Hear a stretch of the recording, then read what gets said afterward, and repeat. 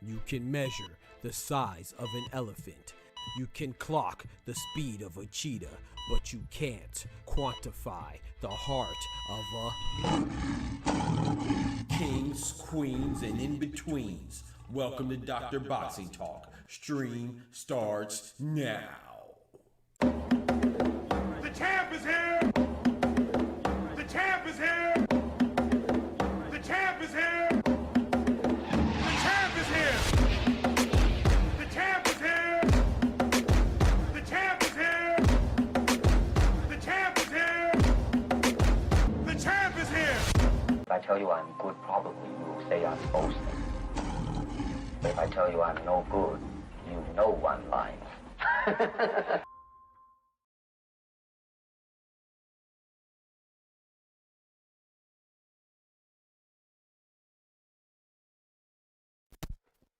Yo, what it do, man. Good, great, grand morning to you wonderful, beautiful people on this Sunday. Wonderful Sunday, you know what I'm saying? The first day of the week.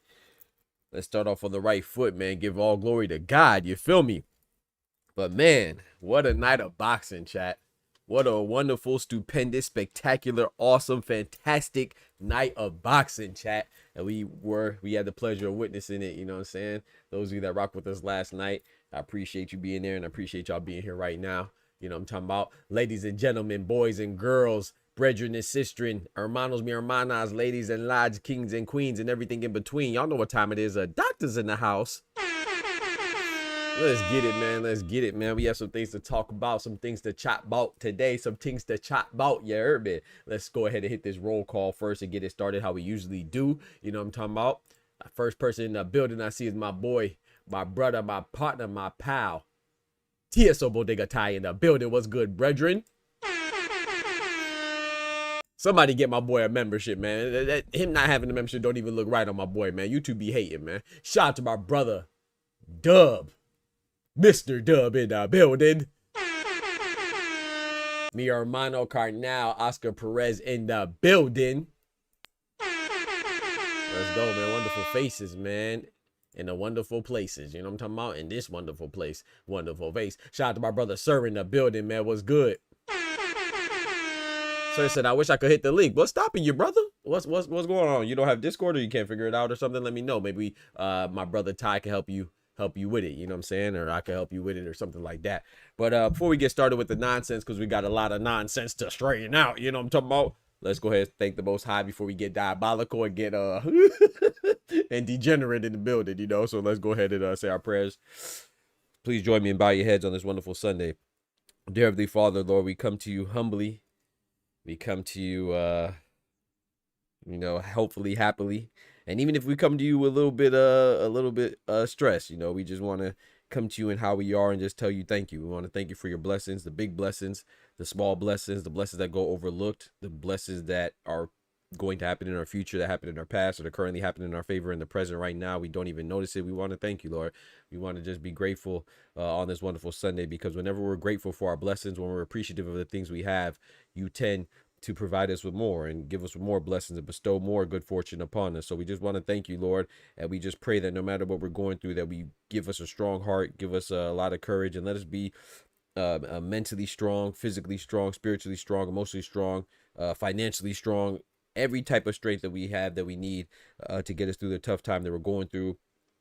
Please, Lord, provide that for us, and let us be strength, not just for ourselves, but also for those around us too. And let us be a beacon of hope for those around us as well. And let us do good even when it's difficult. You know, even when we think that people don't deserve it, we know that we all deserve goodness, because we are all your children, Lord. So we thank you, and we ask you for continuous forgiveness of our sins, and just give us a strength to start off today and finish off the week strong. In Jesus' name, amen. Amen, amen. Let's get to it. Let's get to it, man. Let's get to it, man. That's the only way to do it, is to get to it. You feel me? Oscar says, how can you hate side cards when you can go to sleep the whole night or go out? Exactly. I don't get it, Oscar. I don't get it, man. I don't get it, man. Shout out to my brother W.J. McCullough with the gifted sub, man. He's showing love like he's Oprah in the hood. 1, 2, 3.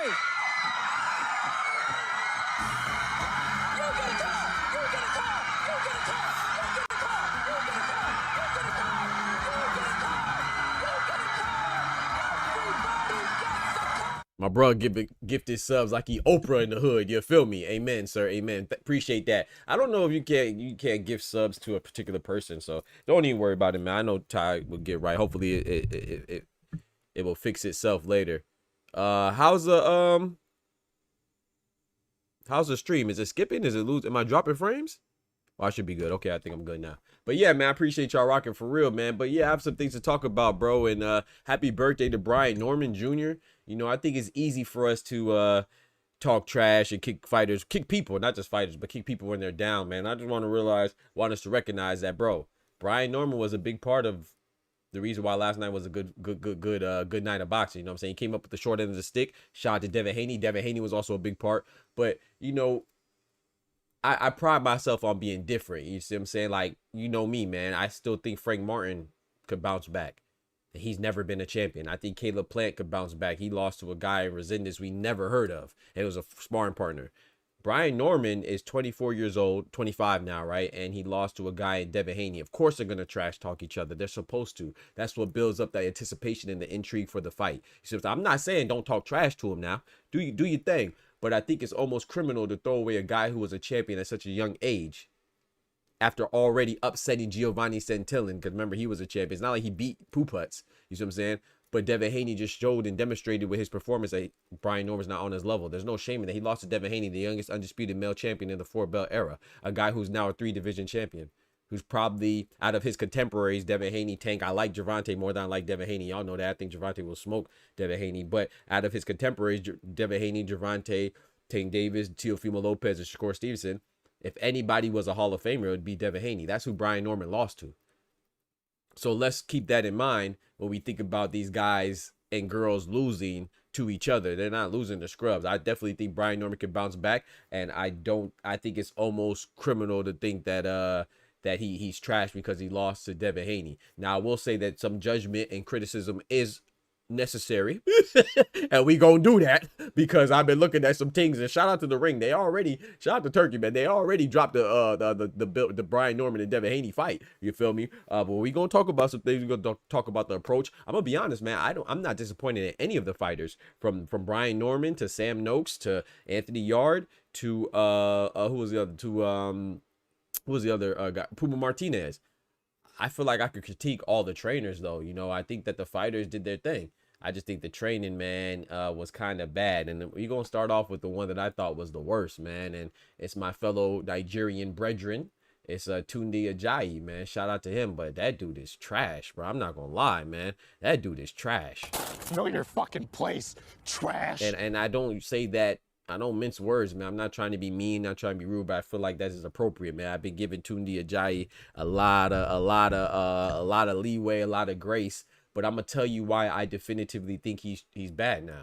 And I'm gonna show you. I'm gonna show you exactly why. And if those of you that are familiar with this channel, what do I always talk about? I always talk about, like, bro, you're a fighter. You should not learn how to handle getting hurt when you're hurt in the fight. You're supposed to practice these scenarios, bro. You can't just always think that you're going to be the bigger monster in every fight. You might not ever get hurt. Kudos to you, but you might get hurt. So why would you prepare for, you don't study for the test during the test, do you? You don't practice your free throws when you get fouled in the game. You practice your free throws at practice when the lights are off, when nobody's there. You do it by yourself. You know what I'm saying? In preparation for the big moments. You don't practice the big moment in the big moment. So this is what Anthony Yard has said, and this is something that I say this plenty of times. I say that, bro, clinching is not something that you do instinctively. Clinching is an art, because there's even a basic emotion of a human, right? They say it's fight or flight. When you're in trouble, you either run or you stand your ground, right? That's what fight or flight means. Either you're gonna hulk up and fight back, or you're gonna retreat. They don't say nothing about fight or hold on. It's not flight or hold on. It's not fight, hold on, or it's not flight, hold on, or fight. It's just fight or flight. There's no hold on there. So what I'm saying is that some people's, your instinct is not going to be to grab or hold or secure. It's going to be to fight if you're Anthony Yard, or it's going to be to flight if you're, I don't know, somebody else who, give me an example of somebody who got hurt and they were on their bicycle after they got hurt. I don't know.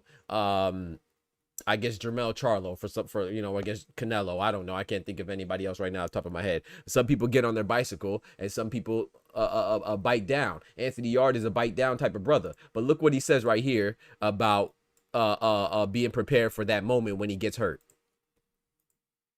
Maybe I have to do drills, you know, because I've never practiced, you know, getting hurt.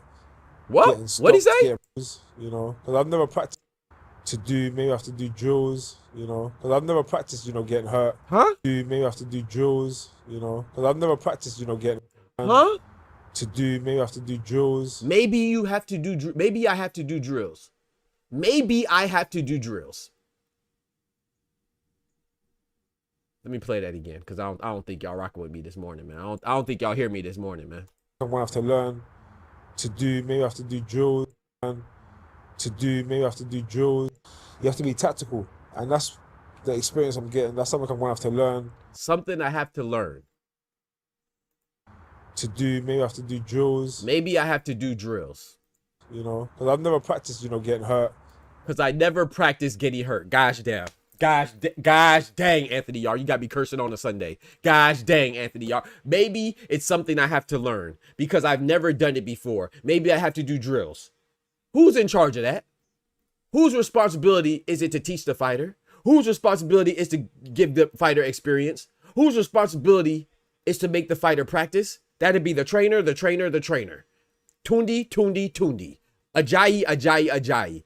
How is this man's first time thinking about what to do when you get hurt is when he fights David Benavidez? This is the same guy that's fought Sergey Kovalev, the same guy that's fought Artur Beterbiev, suffered losses in both of them, and he's never practiced what to do in a scenario if he's hurt. Bro, you're trash, bro. I'm not gonna lie. Not Anthony Yard. Tunde Ajayi, you trash. Know your fucking place. Tunde Ajayi, trash, bro. I ain't gonna lie. Tunde Ajayi issue. And then on top of that, to compound the issue, he could have thrown in the towel about 30 times. Anthony Yard took about 50 combos.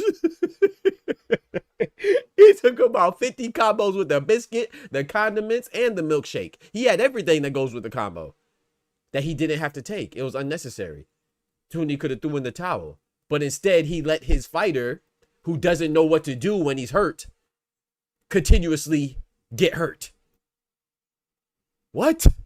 Bro, yeah, I ain't gonna lie, bro. You know, I'm not big on saying that somebody it needs to get fired or lose their job, especially in this economy. But hey, man, 2D, yeah, you not it, bro. You not it, bro. I'm sorry. It is what it is, bro. And he got hurt by Lyndon Arthur. Shout out to my brother Ty. Facts, he got hurt by Lyndon Arthur. Shout out to my brother Rick Timms in the building. What's good, brethren? Shout out to you, my brother. Shout out to Ramon in the building. I see y'all, fellas. I see you. Fredo in the building. What's good, Fredo? I see y'all, man. Thomas Hill in the building, my brother. I see you, my brother. Bodega Ty says Brian Norman Jr. is a good young man, good fighter. He's patient, headstrong, and he has power. He will be back, but the next 48 hours, that boy is in the backwood getting smoked. I'll shot you. Hey, shout out to you, Ty. Hey, man, you know, I know where you come from and stuff like that, you know, and the people that you have relationships with. I'm not saying, I'm not, you know, I'm not talking to you or anybody individually, definitely not you. I'm just speaking in general, you see what I'm saying? But yeah, absolutely talk trash. I mean, they was talking trash. But I just think that it's crazy, man. Teach says boxer got to show the IQ. No, bruh. No, bruh. No, bruh. You cannot say the boxer has to show the IQ. He has a trainer. That's like me going to a class and I have a math teacher and saying that I've never learned this type of math procedure before. I've never learned this. I'm not going to pass a calculus exam if I've never been exposed to calculus before until I'm at the exam. So of course the boxer has to learn, but the trainer is the one that makes the game plan. The trainer is the coach. That's what happens in everything. The athlete is the one that demonstrates it, the one that performs, but the coach and the trainer are supposed to make these scenarios so the athlete is fully prepared to perform and to handle these situations. You see what I'm saying? He said he never practiced it before. He never experienced it before. Maybe he has to do some drills. That is 1,000% on the trainer. 1,000% on the, a million. If I can go higher, 1,000,000% on the trainer. What are you talking about? Okay? So then I guess if you're saying I want to make this clear. So what's the role of the trainer? If you're saying that it's 100% on the boxer, it's Anthony Yarde's fault, which I'm not saying he's not. He shouldn't be held accountable. Duh, that's obvious. But if you're not going to hold accountability to the person that's teaching you the craft, then what's the point of having a trainer? So boxers should train themselves. Exactly. That literally doesn't make sense. So shout out to Anthony Yarde. I thought he fought with a lot of heart, a lot of guts and nuts and big cojones. But you know, you got to practice scenarios, bro. Look when Floyd got caught. You saw when Sugar Shane Mosley caught Floyd in the, what was that, like the second round or whatever round it was? I don't quite remember, but it was early. It was early. He was early. Sugar Shane caught Floyd. What did Floyd do? Floyd knew exactly what to do. Floyd has never been dropped legitimately. Of course, we saw his glove touch the ground against Zab and some other people too. But he never got called as a knockdown. This is a guy who's never been knocked down before. He knew exactly what to do. You think that was just Floyd? Or you think it was his uncle, Roger Mayweather, rest in peace? You think it was his daddy, Floyd Mayweather Sr.? And you think it was Jeff Mayweather, his other uncle? They instilled that in them. You can literally see when people are ready for certain situations. That doesn't mean that just because you're ready, just because you're prepared doesn't mean that you're always ready per se. It doesn't mean that you're going to know how to handle yourself 100% of the time. You're still going to get caught in bad situations. And of course, you're going to react impulsively, instinctively. But he said, not only did he not do what he was supposed to do with clinch, wrap up, he said he never prepared for it. He never had experience with it. He never trained for it. He never had a drill for it. He never, come on, bro. Bro, that's the trainer. There's no point in having a trainer then. If you don't think that's on the trainer, then there's no point in having a trainer. You see what I'm saying? So I think Tundi, man, shout out to Tundi Ajayi, you know, what he did with Anthony Yarde, you know, their tandem is good, obviously, but, you know, the knock is that he loses in the big moments, and he lost in another big moment. I'm not saying that he ever would have beat David Benavidez. Maybe he never would have beat Sergey Kovalev. Maybe there's not enough training in the world to beat Artur Beterbiev. But the fact that you are not prepared, that's no bueno, man. That's no good, man. But yeah, man, I want to go, before we move on, man, I want to talk about, hey, we went 3 for 4 last night, man. 75%. That ain't too bad. Ain't too shabby. It ain't too bad, man. But the crazy part is, you know, we called 2 fights. I ain't gonna say it's crazy because this is what we do, but we called 2 fights to the T. Not only did we get the result right, but we got the path to the result right. We called Abdullah Mason to beat Sam Noakes by unanimous decision. That went down. I predicted that Bam Rodriguez would beat Puma Martinez by late stoppage in the 10th round exactly. That went down. And then we also predicted, I didn't get this one fully correct. I said that Benavidez would beat Anthony Yarde in the 9th round. He beat him in the 7th round. So we were 2 rounds short, but we got the right result. Where I was wrong is where we're going to go next. That gosh dang Brian Norman and gosh dang Devin Haney, bro. I was super wrong. Damn. I'm sorry. I was super wrong. With that one, man. Just draw. So I got Haney at 147, Boots at 154. I'm not mad at that. Shout out to Just Draw. Shout out Shout out to Dub. He said, please like, share, subscribe, and please watch your wording in the chat. YouTube is sensitive, and we review your comments. Shout out to my brother Dub. I appreciate that, bro. Shout out to Peel out in the building. I see y'all, man. I see y'all, bro. But yeah, Yard. Who said? Dub says Yard is a late start of a talent. Yep. You can only go as far as your trainer. Come on now, Dub. Hold on, bro. Everybody face forward on your pews. Face forward in your pews. It is Sunday. We got Pastor Dub approaching the pulpit. Hold on. He says Yard is a late start of a talent. Yeah. You can only go as far as your trainer, Doc. Yeah. You can only go as far as your trainer. Yeah. You can only go as far as your trainer. Yeah. Then you have to move on to an elite, been there before trainer. Yeah. Tundi Ajayi gotta go. Tundi Ajayi gotta go. We gonna toss him out the crib like this. We gonna do him like Jeffrey. Give him the boot. Give him the boot, bro. Give him the boot. You know what I'm saying? Tundi Ajayi may be good enough to beat Lyndon Arthur and other guys that Anthony Yard beat, but when it comes to the upper level, haven't even taught a guy how to appropriately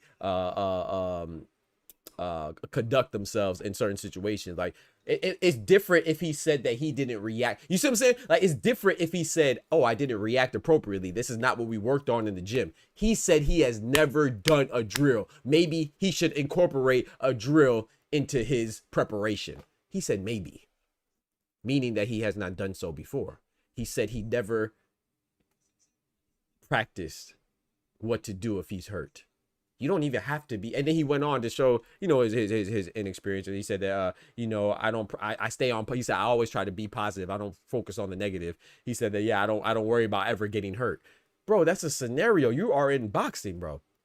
You have to practice scenarios even if you don't think that you're approaching. Like, and sometimes maybe I'm guilty of thinking too much too. I have my PhD in engineering, and the way that I prepare for tests and exams and especially qualifying exams to get my PhD, to even be a PhD candidate, I would have to think about questions that they would ask, and then I would think about scenarios in which they would ask them to try to confuse me, even if they don't do it.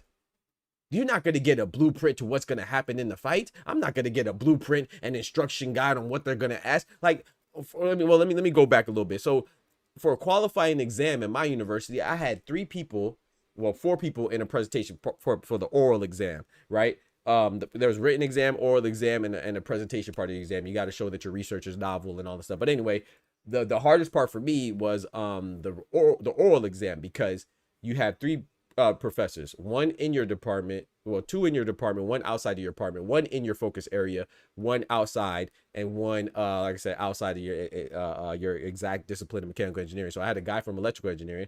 I had one guy that I did thermodynamics and heat transfer. I had a guy in thermodynamics engineering, and then I had another guy who was the head of the mechanical engineering department, but his focus was on robotics. And so what I'm saying is it was very nerve-wracking because they're just throwing any questions at me from what I learned from freshman year to where I'm at now. You know what I'm saying? They ask me all types of questions, open-ended questions too. Some of them may not even have an answer. They just want to see your thought process. But I was prepared because I practiced situations that I would hypothetically be in, regardless if I'm actually going to be in them or not. That's called preparation. You don't know what's going to happen. So I think it's very alarming that a fighter would go in a fight and knowing that he could potentially get hurt. That is a scenario, and never have worked on that before.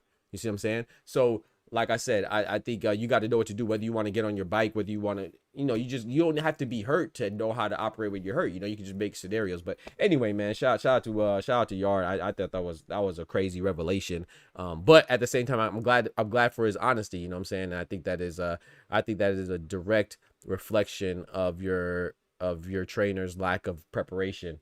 And like I said, it doesn't help that I seen videos of them training and like they're playing freeze tag in the ring. But yeah, man, it just looks bad, man. It just looks bad, man. Shout out to Teach. He said, I hold both accountable, Ty, not just Yard. It's teamwork. That's exactly what we're talking about. So if you hold both accountable is what we're doing, especially the trainer, then what was the point of your objection? You said you didn't initially say you held both accountable, Teach. We're not gonna lie. You said that you blame Yard. You said that verbatim. Your messages are in the chat, bro. You said you blame Yard. Shout out to Teach. You know what I'm saying? But we not gonna lie now. You said you blame Yard. That's exactly. I mean, there was no. If you agree that what we're saying, that the trainer has to prepare the fighter and that it is a team effort, yes, then there was nothing for you to object with. You objected and said that you blame Yard. So if you blame Yard, that means that you're not giving any responsibility to the trainer. You know what I'm saying? So I blame the team, but if somebody's not teaching you, then I blame I blame the instructor. You know, it's not that Yard said, "Oh, we worked on this and I didn't learn it." He said we've never worked on it. That is 1,000% on the instructor, and in this case, the instructor is the coach, and this coach this time happens to be Tunde Ajayi. But anyway, so let's move on, man. I think 2D is terrible, but yeah. So going on to what I consider the main event, which was really the co-main event, was this is Haney and Norman. Brian Norman Jr. defending his WBO welterweight title against a fellow American, Devin the Dream Haney. But before we get to that, man, shout out to my brother. Shout out to my brother, man. Hold on, wait, give me a second, chat. Give me a second, chat. Give me a second, chat. Hold on. We also have the newsletter dropping tomorrow at 12 p.m. Eastern Standard Time. Doc's Quarter, check it out. We talked about the footwork. We talked about the power, chat. This is what we do, man. We talked about it in the first 2 issues. Issue 1 was about footwork. Issue 2 was about power. Both were demonstrated in the co-main event. I mean, it was demonstrated all the fights, but especially the co-main event. But before we get to that, man, I want to shout out my brother Clone, man. My brother Clone hit me in the Cash App, man. Shout out to Clone dropping that bread, that cheese, that butter.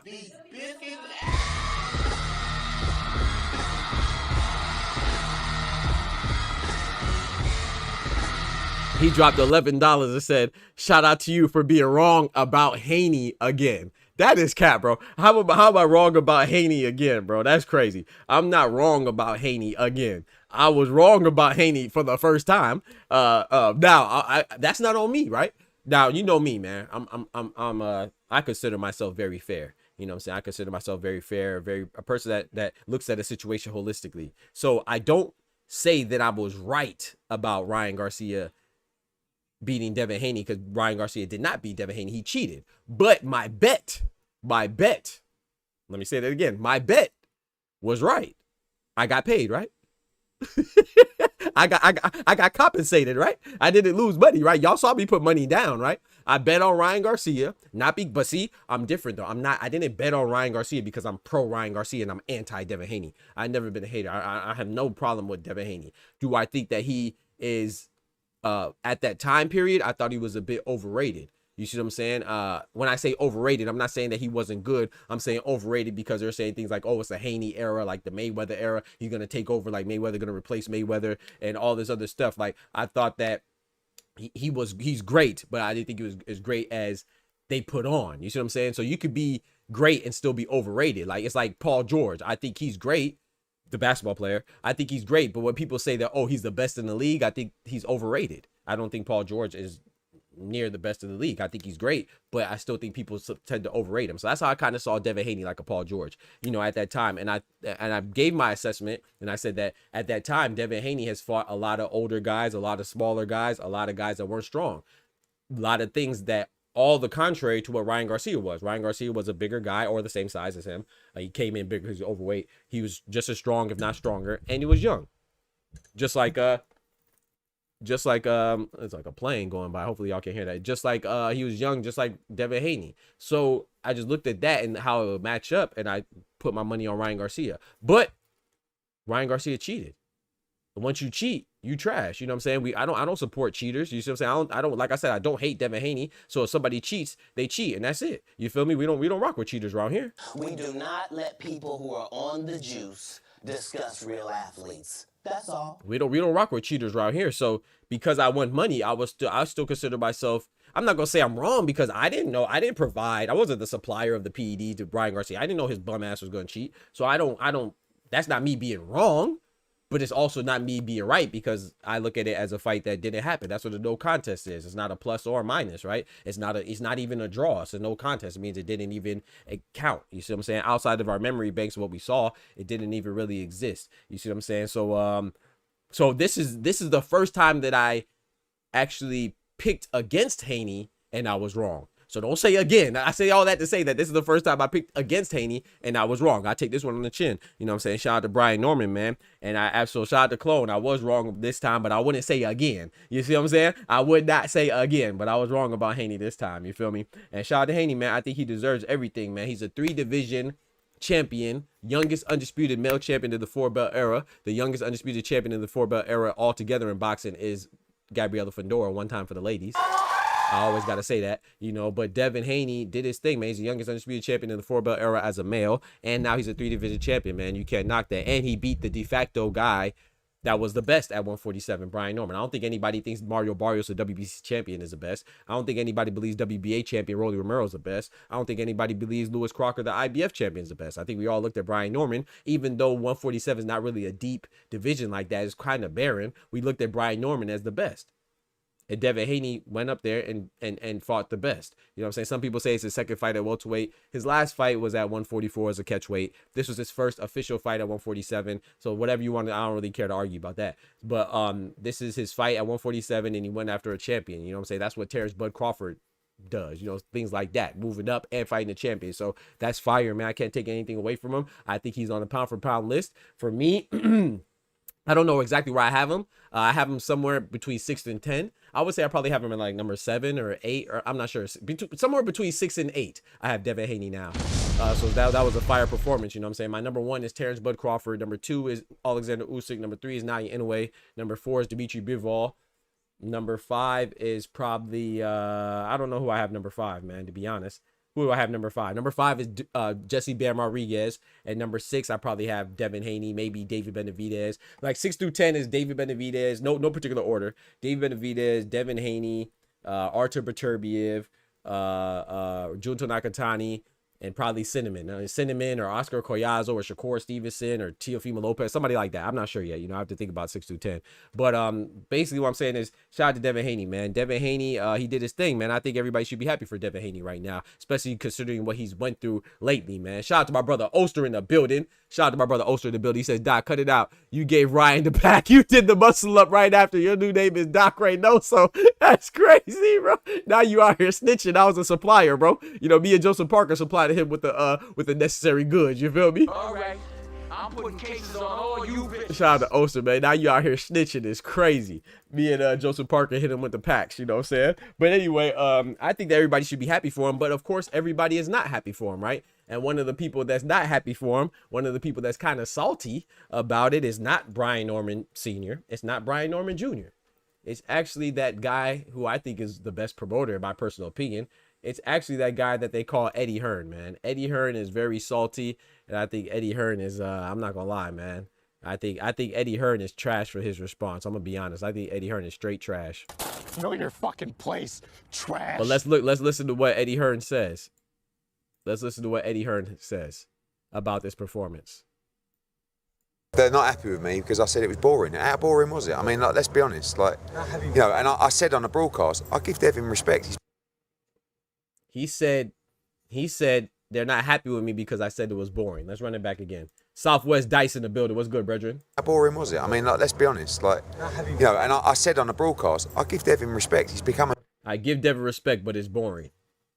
Right. a 3-division world champion. But it ain't good to watch. He's not good to watch. What's good to watch? Is a PED popper and Conor Ben good to watch? That's good to watch? A guy who just fought a guy who was weight drained, that's good to watch? What's good to watch? Is Conor Ben's good to watch? He doesn't want to engage at all. So it's not, I'm not having a go at them. I'm just being honest. And this is the part I really don't like. Check this out. He doesn't look like a guy that really wants to be in there. But anyway, well done to him. What did His Excellency make of Devin's performance? Did you chat to him No about comment. Okay. I didn't like that part right there. Did you chat to him No about comment. No comment. Because we had the Tom and Jerry Yeah, comment no before. comment. So we brought back the Tom and Jerry nonsense, right? So we brought back the Tom and Jerry nonsense, and we said that he didn't say it. Now, to be fair, Eddie did not say it, but he implied that Turki Al-Sheikh did not approve. He did not approve of Devin Haney's performance. Turki Al-Sheikh has a deal with Devin Haney, right? This is part of a 3-fight deal, if I'm not mistaken, right? Y'all heard that too, right?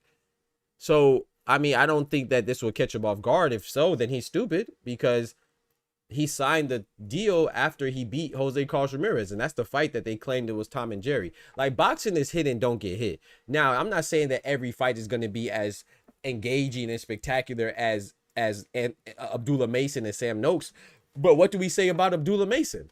They say, oh, Abdullah Mason gets hit too much because he likes to engage. But then they'll turn around and say, oh, Devin Haney's defense is too good.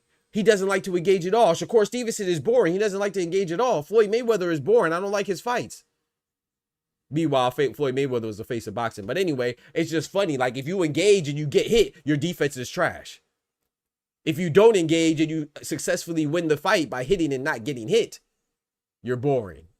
But you see when they say it, though. It's every example I just gave you were all, what? American fighters, specifically Black American fighters.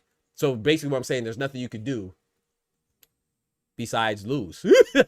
Or be well, you could be a knockout artist, you know. But then again, if you're a knockout artist like Gervonta Tank Davis, then they say that you fight cherry picks. You cherry pick, right? So there's always something. You see what I'm saying? So, and then when you're accomplished like Boots, they say, oh, you're not fighting nobody because we haven't heard of him. I'm tripping.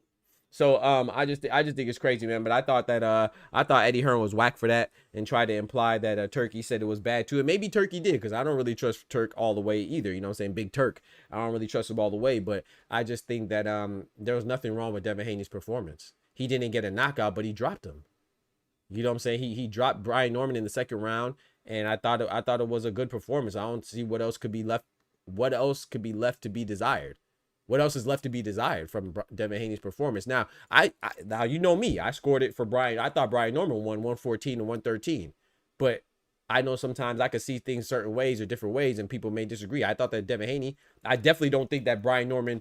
I thought a draw would have been appropriate, but I'm not mad that Devin Haney won. Devin Haney did his thing. You see what I'm saying? I don't think it was a robbery. I don't think it was just a close fight. I think it was closer to what people would make it seem. But I thought it was a close fight. I thought Brian Norman came on late, but he came on too late. And I thought Devin Haney had a perfect game plan, and I think Brian Norman did not have a game plan. I feel like Brian Norman kind of went in there and just thought that he was literally going to run through Devin Haney like shit through draws. I really do. And that's indicative of what him and his corner, Brian Norman Sr., said in regards to this, right? I have another clip for y'all. You know, hey, I be clipping it up, chat. I be clipping it up because, you know, I'll be watching stuff. But the fight, shout out to Ring Magazine, right? They dropped the fight already. So I want to show y'all in round 2 at the 10-minute and 20-second mark what was said by Brian Norman Sr., right? This is what Brian Norman Sr. said at the 10-minute and 20-second mark.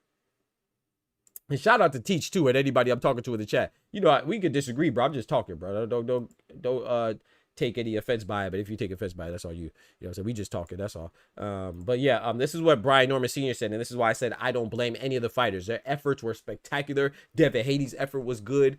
Of course, David Benavidez was great. Puma was great. Abdullah Mason was awesome. You know, all of them were good. We're gonna look at the losers. I think that Sam Noakes, I don't know his trainer. Who was Sam Noakes' trainer? Was it Abel Sanchez? No. I don't remember who Sam Noakes' trainer was, but I think he could have did better too. You see what I'm saying? I just don't know who he is, but I think that the trainers have a lot to pick up. You see what I'm saying? So let's check this out right here. At 10 minutes, this is what Brian Norman Sr. said to Brian Norman Jr.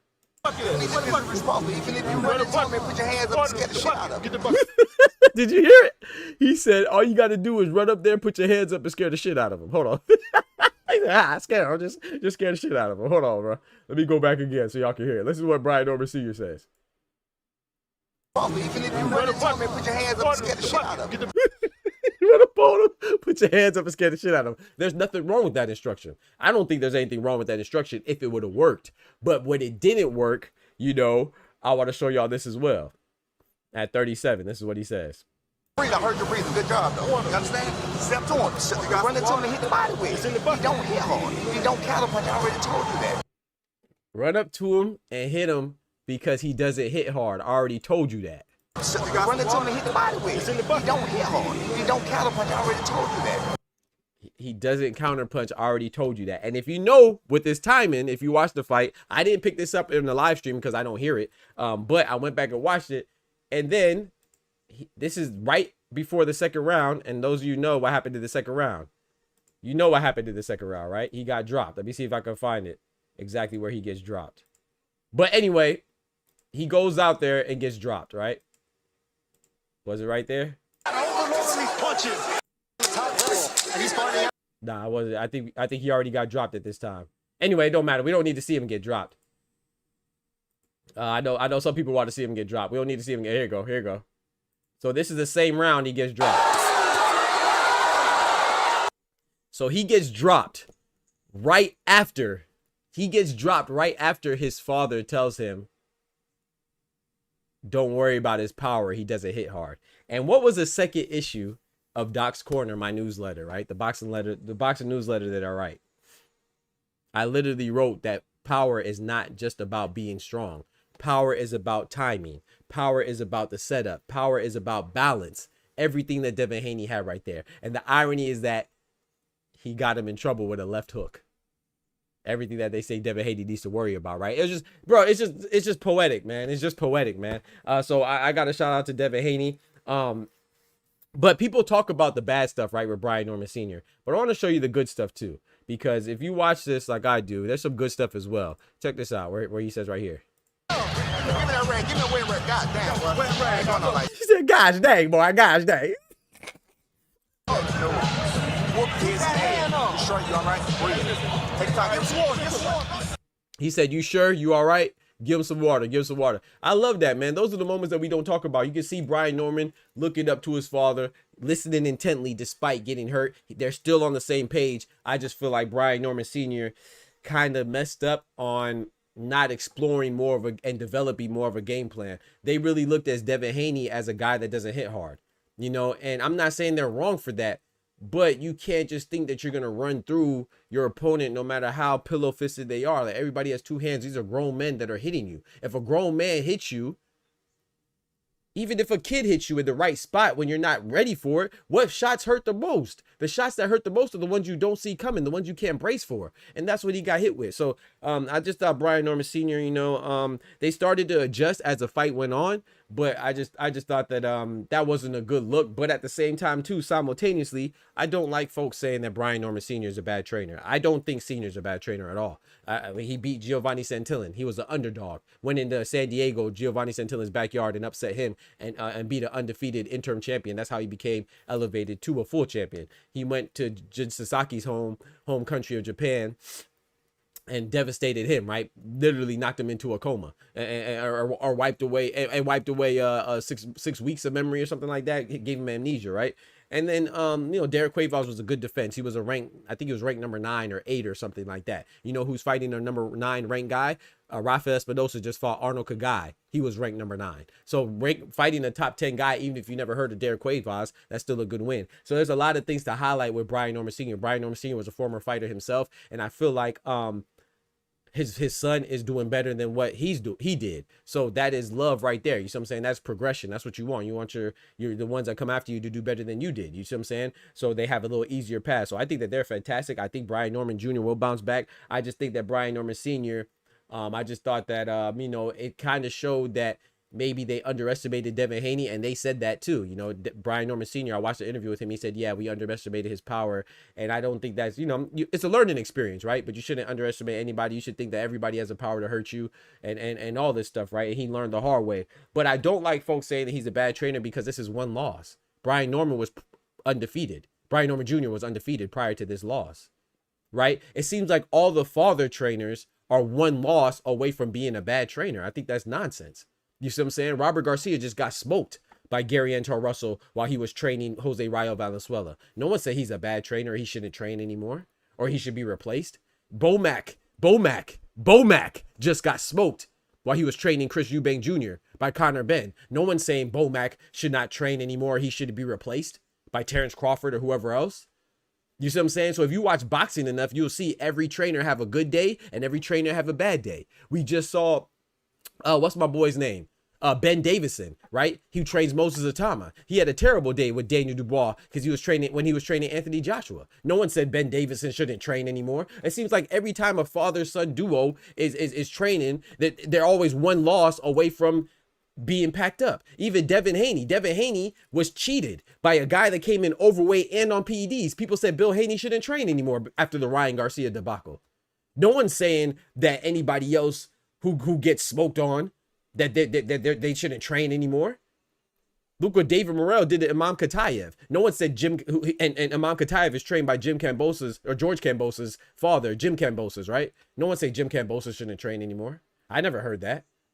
That is a father-son trade. Well, I guess that's an exception, right? No one said that Jim Cambosa should have traded George Cambosa. He just got smoked out by Richardson Hitchens. But anyway, like, I just feel like the American father-son duos are always one loss away from having to pack up their duffel bag as a trainer. I think that's ridiculous, man. I don't get that, man. One loss is okay. Brian Norman is 24 years old. He lost to Devin Haney. Shake it off and bounce back. I think they both will. I still think Brian Norman can bounce back. Like I said, he's in the welterweight division. He just knows that maybe, and he said he wants it back too. Happy birthday to Brian Norman Jr. as well. He said he wants it back with Devin Haney. Obviously, he won't get that back immediately because, you know, it's set up to where Ryan Garcia will fight Mario Barrios for the WBC belt, and if he comes out victorious, then the unification will be the rematch for Devin Haney and Ryan Garcia, the much anticipated. So he won't get a rematch, but I think Brian Norman will do very well against Mario Barrios himself. I think Rolly Romero and Brian Norman's a good fight. I think Brian Norman comes out on top. So Lewis Crocker and Brian Norman would be a good fight. I would lean towards Brian Norman as well. So just because you lose to one person doesn't mean that it's over with. You see what I'm saying? But then again, I'm guilty. Like I believe Frank Martin will bounce back after losing to Tank. I believe Caleb Plant will still bounce back after losing to Resendez, after losing to David Benavidez, and after losing to Canelo. I don't really give up on fighters like that. You know what I'm saying? I think that people that do that is because they have no grasp of life. They never accomplish anything themselves. Like if you accomplish something, that means you went through adversity. So if you've never been through adversity, of course, you think the first side of adversity, you got to give up. And I think that's a reflection of your character, or lack of, more appropriately. I think you soft. Anybody that accomplishes anything in life, you go through adversity. In fact, a sign of going through adversity means you're on the right track for most. If you're not going through adversity, that means that you're either doing something too easy, you're not doing nothing at all, or you have no ambition. You're always going to go through adversity. So I think a bump in the road is a sign that you're on the right road. If you're going through smooth sailing, that means you ain't worth shit. That's how it is. I don't care if you're starting a business in construction. I don't care if you the first doctor in your family. I don't care if you're going through school, academics. I don't care if you're an athlete. I don't care if you're a businessman. You're inventing something with innovation. You're going to go through hardships. That's life. That means that you're on the right path. So hardship is good. Ideally, you don't want to lose, of course, but I think we overvalue the aura of invincibility that we place on these fighters. Like, they can't lose. Like, no, bro, it's boxing. Somebody has to lose. Somebody has to win. Devin Haney just fought a hell of a fight. He lost to a guy that's a future Hall of Famer. There's no shame in that. He's 24 years old. Everybody said that they don't even know who he fought. What's wrong with that? You feel me? So I think that he could shake it off. But I will say this though. Hey, Ty, this is for Ty. Hey, this is for Ty. It's a good thing he stayed the hell away from Boots. I see. That we know. If we don't know nothing else, we know Brian Norman was definitely not ready for Boots. He definitely was not ready for Boots. Shout out to Roy. Roy says, Robert Garcia is coach of the year. What are you talking about? Let me see what we talk about. He said, shout out to Oscar. He says, that being said, Karen versus Norman looks very interesting now. That's a good fight. I don't think you should fight Karen on the way back, though. It says, Senior is a mediocre trainer. You don't even know that. You're just going off for Brian Norman Jr. You're just saying that because Brian Norman lost. If Brian Norman would have won, then you would have said Senior's a great trainer. So if that's what y'all two are talking about, then I agree with Ty, because once again, that further pushes my point, is that you think because you don't know somebody and then you see them lose, they're trash. I mean, that's more of a reflection on you than Brian Norman Sr. Brian Norman Sr., we didn't even know Brian Norman Sr. until he had his son come up through the ranks and upset Giovanni Santillan. If Brian Norman Sr. was a bad trainer, Brian Norman Jr. would have lost a long time ago. Not only would he have lost to the undefeated Giovanni Santillan, where he was the underdog who went in his backyard, he also would have lost to the undefeated Quentin Randall. Though that's another undefeated guy that he beat too. He probably would have lost going to Japan to Jin Sasaki, who was on an 8-fight win streak. Yeah, we really watch boxing over here. So if Brian Norman Sr. is not a good trainer, then they wouldn't have overcome some of the obstacles that they went through before. I think he's a good trainer. I just think he messed up. Just like when Ben Davison loses Anthony Joshua to Daniel Dubois. I don't think Ben Davison's a bad trainer. He just messed up. I don't think that Don Charles, when he loses to Alexander Usyk with Daniel Dubois, after being with Daniel Dubois and beating Anthony Joshua, then turn around and losing to Alexander Usyk, is Don Charles a bad trainer or a mediocre trainer? So we're gonna forget about the win that Don Charles led Daniel Dubois through against Philip Hrgovic. We're gonna forget about that. We're gonna forget about the Daniel Dubois win over Anthony Joshua as an underdog. We're gonna forget about that because he lost to Alexander Usyk, who's an all-time great. So it's just funny the short leash that people put on certain people, but they don't keep that same energy. So shout out to Robert Garcia. Robert Garcia, I believe, is a trainer of the year, but Robert Garcia got washed with Gary Anton Russell and Rayo Valenzuela, which I'm sure that's probably what Ty was talking about. Did Robert Garcia look like a great trainer against Gary Anton Russell? Rayo didn't win a round, right? But then Robert Garcia bounced back with Virgil Ortiz and beats Erickson Lubin. He bounces back with Bam Rodriguez and beats Puma Martinez. Sometimes you win, sometimes you lose. You're not gonna win. No one's undefeated, bro.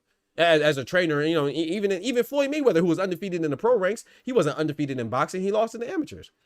So even Andre Ward, he lost in the amateurs. So no one's undefeated. If you're, you know, Michael Jordan missed game winners before. So Phil Jackson, who's a trainer, he didn't win all of his games.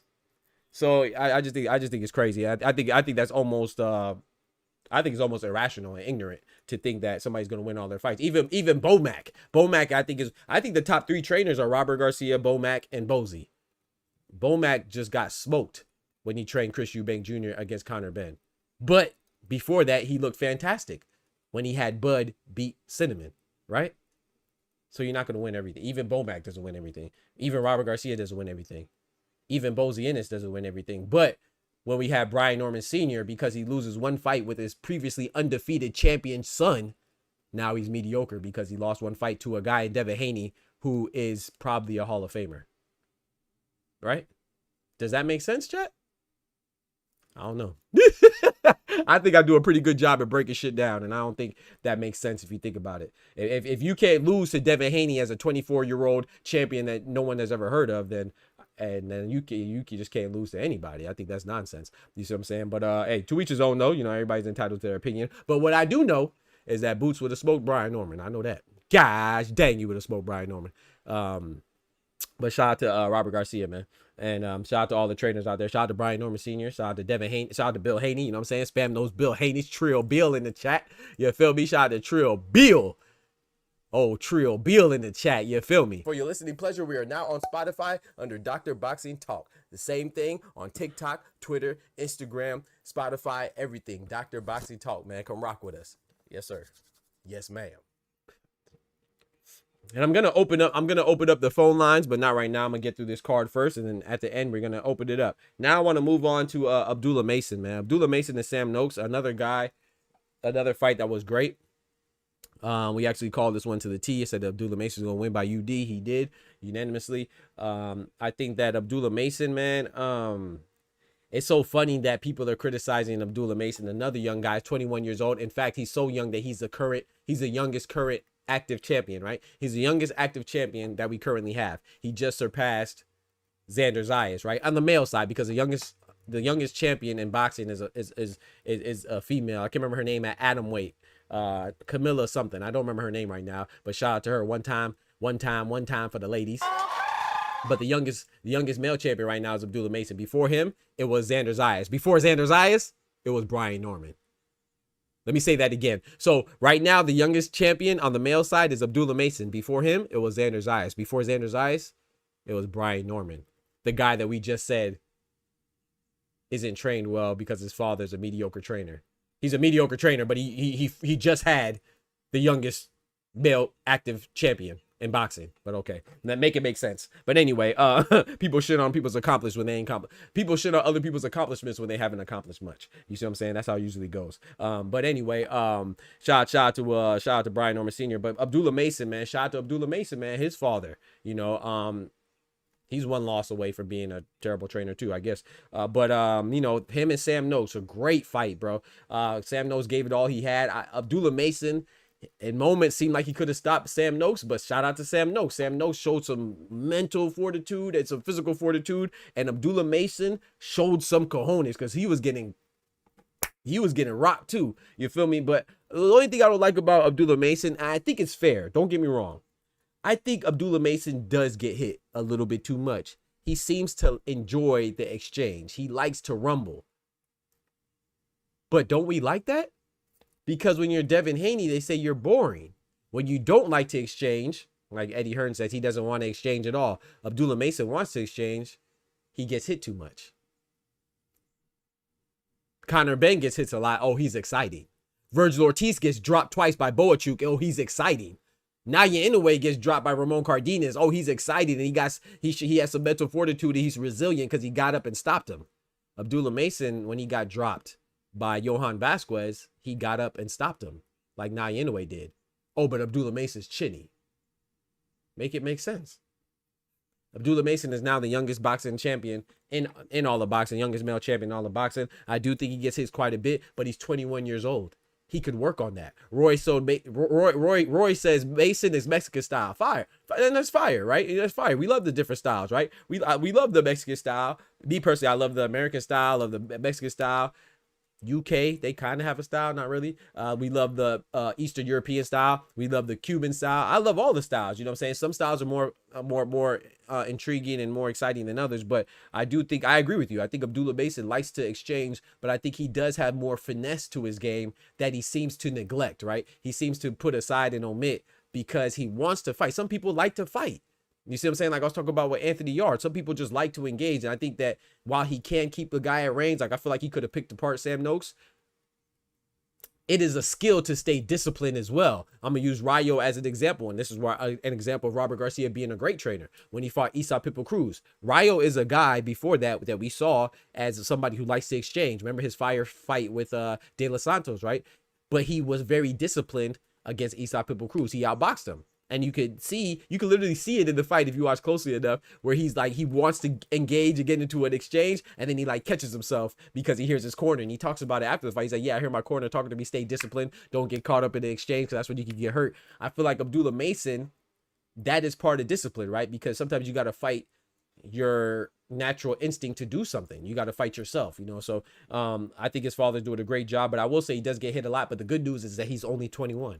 And the greater news is that he has a lot of room to grow. He could work on defense. You can work on defense. You see what I'm saying? But all the other stuff he has. You see what I'm saying? So I think Abdullah Mason did great. I just don't like the fact that we kind of put these fighters in between a rock and a hard place. It's like, oh, don't get hit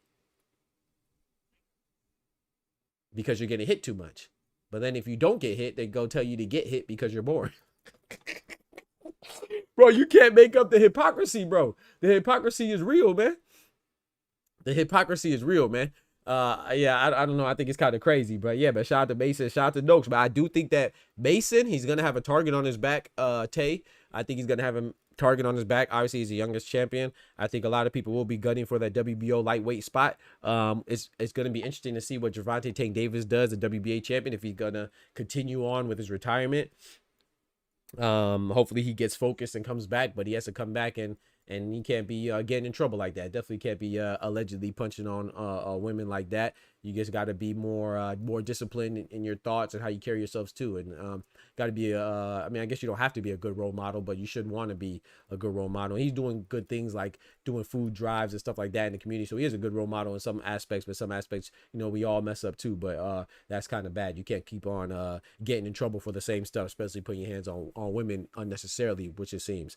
So we got to see what he does, the WBA champion. We got to see what the WBC champion Shakur Stevenson does. Obviously, we're thinking that he's going to fight Teofimo Lopez in January. So we'll see how that goes. And then we have the IBF champion, Raymond Morataya, another guy with Robert Garcia. He is supposed to be fighting Andy Cruz, a guy trained by Bozy Ennis, in January, good Lord willing. So we'll see how that goes. So I think as far as the other champions targeting Abdullah Mason, I think he's in the clear right now. And of course, you know, he'll get his defense with the WBO and President Gustavo Oliveira. But we'll see how it goes, man. I do think people will turn up and start targeting him, just like people were targeting Xander Zayas, who's another WBO champion, just like Devin Haney targeted Brian Norman, who's a WBO champion. See, like the WBO champions, what Bob orders with Top Rank.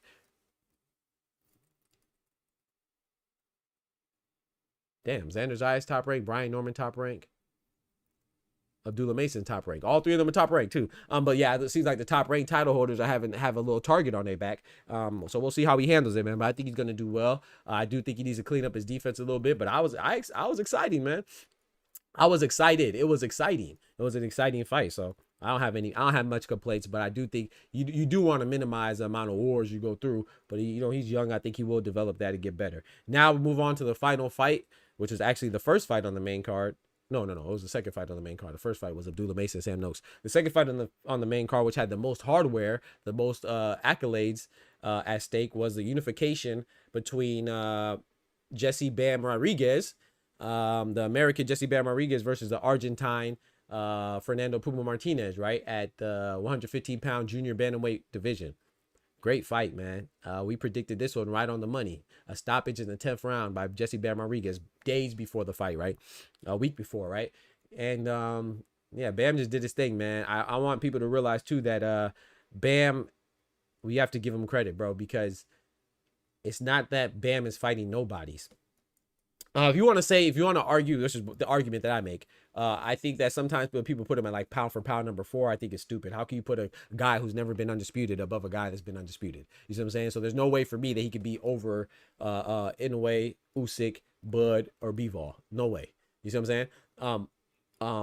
But now that he's 3-way unified because he beat Puma Martinez, who had the WBA belt, he defended his WBO and WBC belt. It's an argument there, and he has a Ring Magazine belt, right? So I think there's an argument now just for him to be number 5. I have him as number 5, but Puma Martinez is a great opponent, man. Puma Martinez beat a Japanese, very good fighter in Kazuta Ioka, and he also beat who else he beat? Jerwin Ancajas, who's a Filipino former champion, and he was undefeated from Argentina. You know what I'm saying? Undefeated Argentinian, and I just think that was a great fight, despite people maybe not heard of him. But Puma Martinez was actually unified before Bam was. Before Bam beat the South African Fumaleli Cafu, who beat Kosei Tanaka, Puma Martinez was unified with the IBF and the WBA belt. He only gave up the IBF belt, which is currently held by Wilibardo Garcia, because he wanted to pursue a more lucrative rematch with Kazuta Ioka, where he beat him twice. So then Bam, obviously, he went, I think Fumaleli Cafu, even though he's relatively unknown, I think that was a very great win for Bam Rodriguez, to which he said that was his hardest fight to date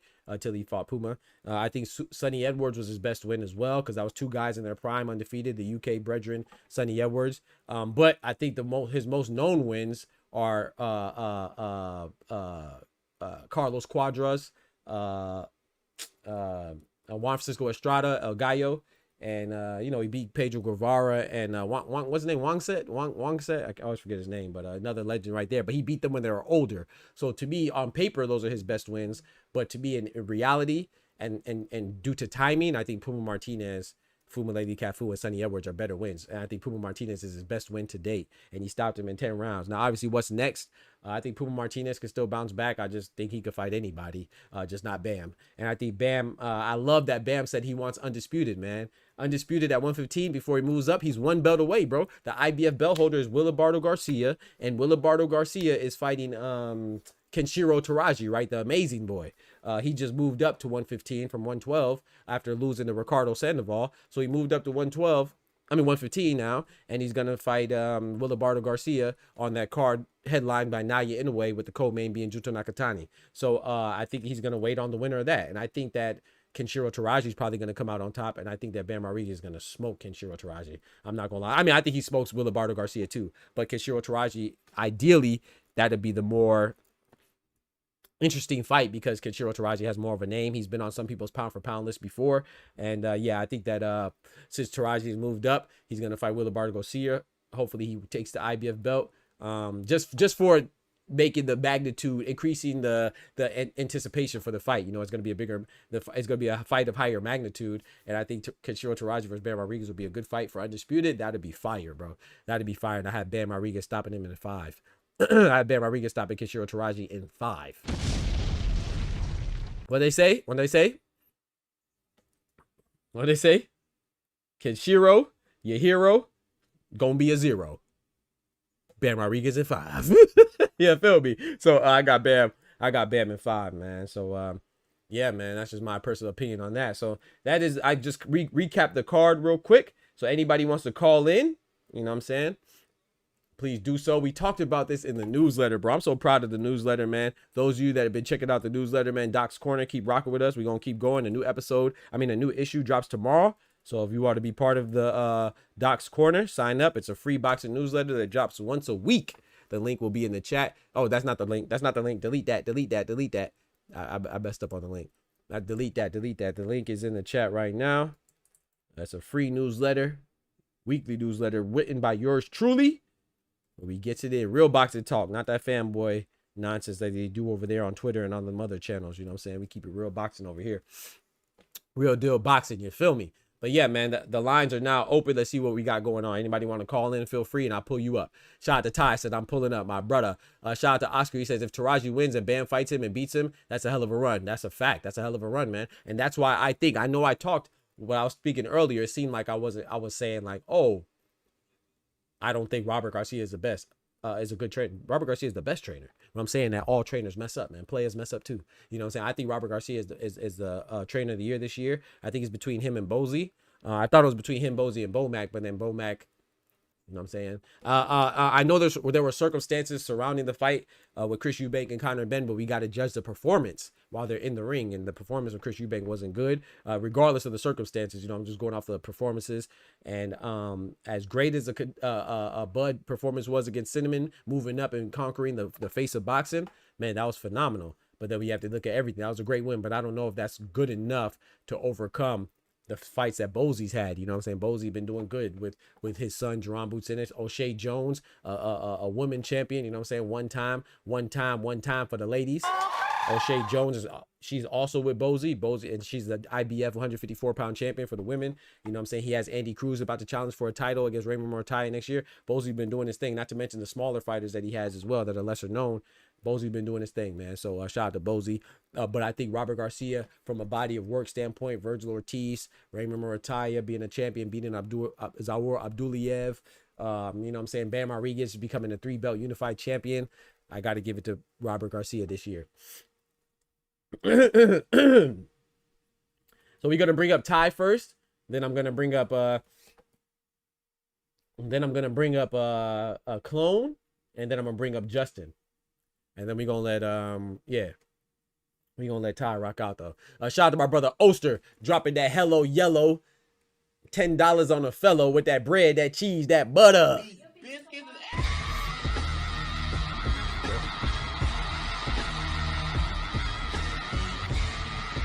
Shout out to my brother Oster, man. He says, Doc, remember, commentators don't know about boxing. Facts. He said the Dr. Boxing talk. No, man, I appreciate that, bro. Shout out to you, man. Shout out to you, man. So if you want authentic, educated knowledge of boxing, come join the channel and listen and learn. Man, shout out to you. Know what I'm talking about? Hey, shout out to my brother Oster, man. That's a real brother right there, man. OGO in the building, man. Shout out to him, man. OGO coming through, show me love, man. The graffiti on the chat walls with the hello yellow $10 on a fellow. And he coming through with the 5 gifted memberships too. Yo, shout out to my brother Oster, man, with the 5 gifted memberships coming through, breaking biscuits for the hood. He out here generous like Oprah. 1, 2, 3.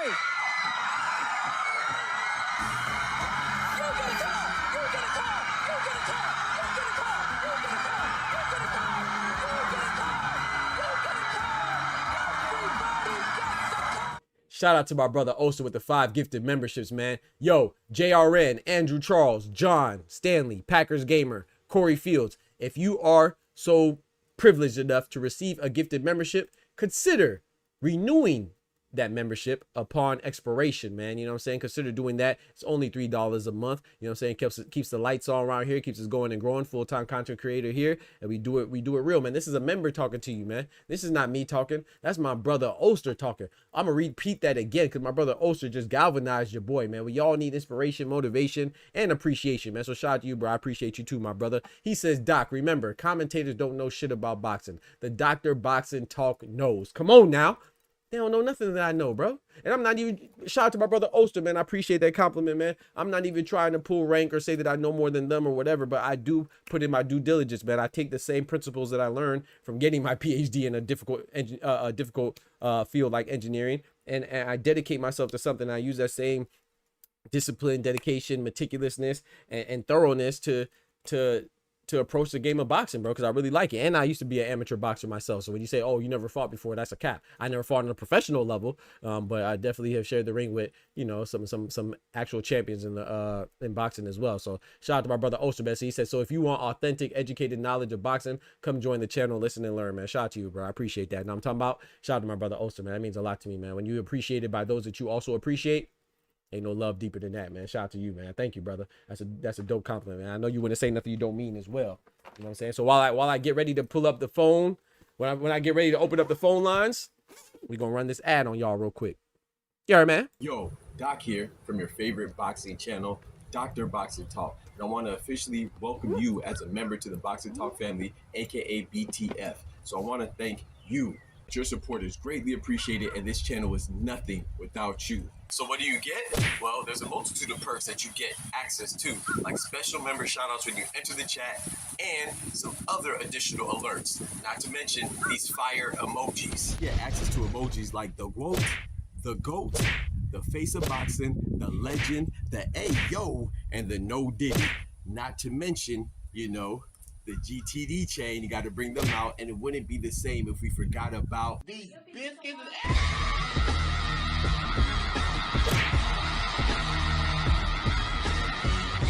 And so many more. Not to mention, if you subscribe to some of the highest tier levels, you get to do things like pick the topic of discussion, and you get to have your very own emote. Yes, your ugly mug will be featured on the channel by yours truly. It's just another way for me to give back to my most loyal supporters. And of course, there's even more additional perks than that. But most importantly, you'll get the satisfaction of knowing you're a key, essential, imperative part to keep us going and growing. You know, we get the hustle off the muscle. So it's important that we rock together, you know? And remember, God is good all the time, and God is good. And you know that we prioritize facts over feelings, so that's why you rock with us. So big salute from Dr. Boxing Talk, and yeah, can't wait to see you in the next stream. Thank you for the support. If I tell you I'm good, probably you will say I'm boasting. If I tell you I'm no good, you know one line. Appreciate everybody rocking, man, and contributing to the show today, man, on a Sunday. It means a lot, man. Shout out to my brother Dub in the building. Big member in the building. Yep. So let's pull up my brother Ty first, and then I'm going to pull up Justin and then Clone. Ooh, excuse me. Yo. Oh, shoot, you was talking, bro? My fault. Oh, yeah, I was yapping. Oh, okay. Want me put you back, or you good? Oh, no, I'm good. Okay. Shout out to my brother Ty in the building, man. I'm on your ass. Oh, Lord, what I do? What I do, bro? You giving Robert Garcia a little bit too much clout. Okay, He's a decent trainer, yes. Okay. But is it really him? Or is it his namesake and the talent he got around him? Oh, so he Phil Jackson. What has Robert Garcia? Nah, he not Phil Jackson. That boy Doc Rivers. Doc Rivers is crazy. So Phil Jackson had the talent and the zen. You know what I'm saying? He had the talent and the game plan. Doc Rivers just got talent. Okay, I hear you. Go ahead, proceed, my brother. Proceed. I like this. In the curious case of Robert Garcia, when have you ever seen him actually elevated a lesser talented boxer? Ooh. When you talk about Robert, you talk about his brother or established talents that went to him because he had the name and the clout. Bam. Did he get Bam where he was? Or was Bam already a proven talent? He was proven. Virgil Ortiz. Proven. Did he get him there? Nope. His pops, senior. As far as I know. His dad got him there. He went to Reynoso first. Show did. Didn't like what he seen around there. Show did. But Robert, his name is respected. Let me go over there. But did he really add anything to him? So there's no signature what is style Robert that really you saying see to these guys in the corner. Oh, we talking, chat. When you got a seasoned fighter like Ramirez with accolades, and he's struggling to cut off the ring, what you told that boy to do? Hey, I can't fight you on that one. I So can't did fight. he really win trainer of the year off his own acclimate and tutelage, or was it because he had Bam and other fighters that was getting accolades? Just saying. No, you just saying some real stuff, because I forgot about Ramirez and Haney was this year. I mentioned the Rayo and Gary Antoine. I forgot about Haney and Ramirez was this year. That was in February, bro. That's a bad look, because, and I was on his head top too. I'm glad. See, this is why I like the conversation, because sometimes I mess up too, bro. Sometimes I forget, you know what I'm saying? And he just reminded me, bro, that's very important, because Jose Carlos Ramirez is a former Olympian, a former unified champion. And we on Brian Norman Sr. for not expecting, not anticipating some of the things that Devin Haney will bring to the table as your opponent. Robert Garcia, he has a stable. He should know. You know what I'm saying? I'm not saying Brian Norman Sr. shouldn't know better either. He should. But Robert Garcia, you have a proven guy in Jose Carlos Ramirez, who's a former Olympian, like I said, been in the ring with Josh Taylor and other guys, right? And he's a former Olympian, and he couldn't cut off the ring. That's basic, right? We're not talking. So like when we talk about things like what Ty is saying, we're not talking about Doc being able to cut off the ring. We're not talking about Clone being able to cut off the ring. We're talking about guys that are proven to be at the highest level. They should be able to do these things. I'm not saying it's easy, but hell, Duncan's not easy. You know what I'm saying? Like running plays aren't easy. Triangle off is not easy. So if you don't have a signature style that you're implementing on these guys that we can see or point to, like for example, I'm about to clap it up for Bozy right now. We could see what Bozy implemented in Jack Catterall's game against Echo Esserman. We could see it. Now I had a problem with that fight. I thought the referee was shit. Oh, I forgot to mention this too. Anthony Yard, the referee was trash too because he didn't give Anthony Yard time to recover. He did take the points off of David Benavidez, but he didn't give Anthony Yard a time to recover either. So I forgot to mention that as well. Something to that. Yeah, go ahead. Yeah, 18 unanswered punches to a defenseless fighter. Yes, Facts. he was holding the other arm, but you got to call that, bro. Yeah, that ref was terrible. You can't let him get brutalized like that. That ref was terrible, bro. I don't know what he was doing. Let the man just hold his arm and just bang on his head. That dude was trash. I ain't gonna lie, that ref was trash. Know your fucking place. But nah, I'm glad. I appreciate that, Ty. Nah, I agree with you. Maybe I have to reevaluate. Right now, as it sits, I'm still with Robert Garcia as the lead trainer of the year for me. But I have to think about it now. I forgot. I don't know how I forgot about Devin Haney and Jose Carlos Ramirez. That was a terrible performance. Let's not talk about his non-household fighters. Mm. What is his record? How many wins has he gotten with fighters that don't have a major name that everybody know? Because he has over 30 fighters in his stable. Facts. So you telling me the only 4 or 5 of these niggas is winning? Everybody else is catching L's. What are you teaching these guys? What are you teaching them? That's a good point, man. That's a good point, bro. I wasn't going to compare him to Bozy because I felt like that's the low-hanging fruit, and I got bias for that man. But let's use Bomac as an example. Mm. Time in and time out, we seen Bomac get somebody that was perceived to be a shot fighter, Jamel Herring. It was a reason why he left 135. Under the tutelage of Bomac, he became a champion at 130. Mm. He had Chris Eubanks Jr. Mm-hmm. Not even a full camp. Fixed whatever mechanics with his guard and what he was doing when he was working with Roy Jones. He got knocked out in that fight, worked with Bomac for 5.5 weeks, fixed that. Knockout victory. Yeah.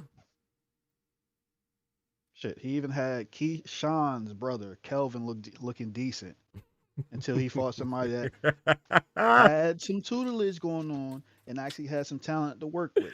One time for Woo, man. Shout out to Here Albright, man. Shout out to Woo, man. I ain't gonna lie, you making Kelvin look good, boy. You got something. You a talented trainer. Let me stop just playing. Shout out to the DB3. But nah, that's a good point though, Ty.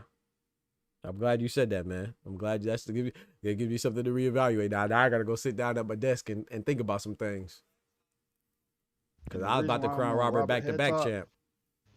Is whenever you see some dirty stuff going on in boxing, I hate to say this, but it's true. Mm. You always find him in the background rubbing his hand like Birdman, and he instructed the person to do that. When it comes with the shaky hand wraps, he was in there wrapping the hands for Margarito. Talk to him. When it comes with the shaky ass gloves with McDonough. Oh nah, we pulled those fresh out the pack, Floyd. Talk to him. They came fresh out the pack. They came that way. Lying ass. What's the one that headbutted Floyd? Victor Vicious Ortiz. Victor, I think you should wear this type of hair grease. Yeah. I mean, hair gel. I mean, we're not talking about tank. That's crazy. Rub that shit all on his head. He giving him headbutts. Got in Floyd eye. Yeah. Come on now. And just saying. I think that's good. And I will say this too, because when we talk about Snack, rest in peace, Victor Conti, right?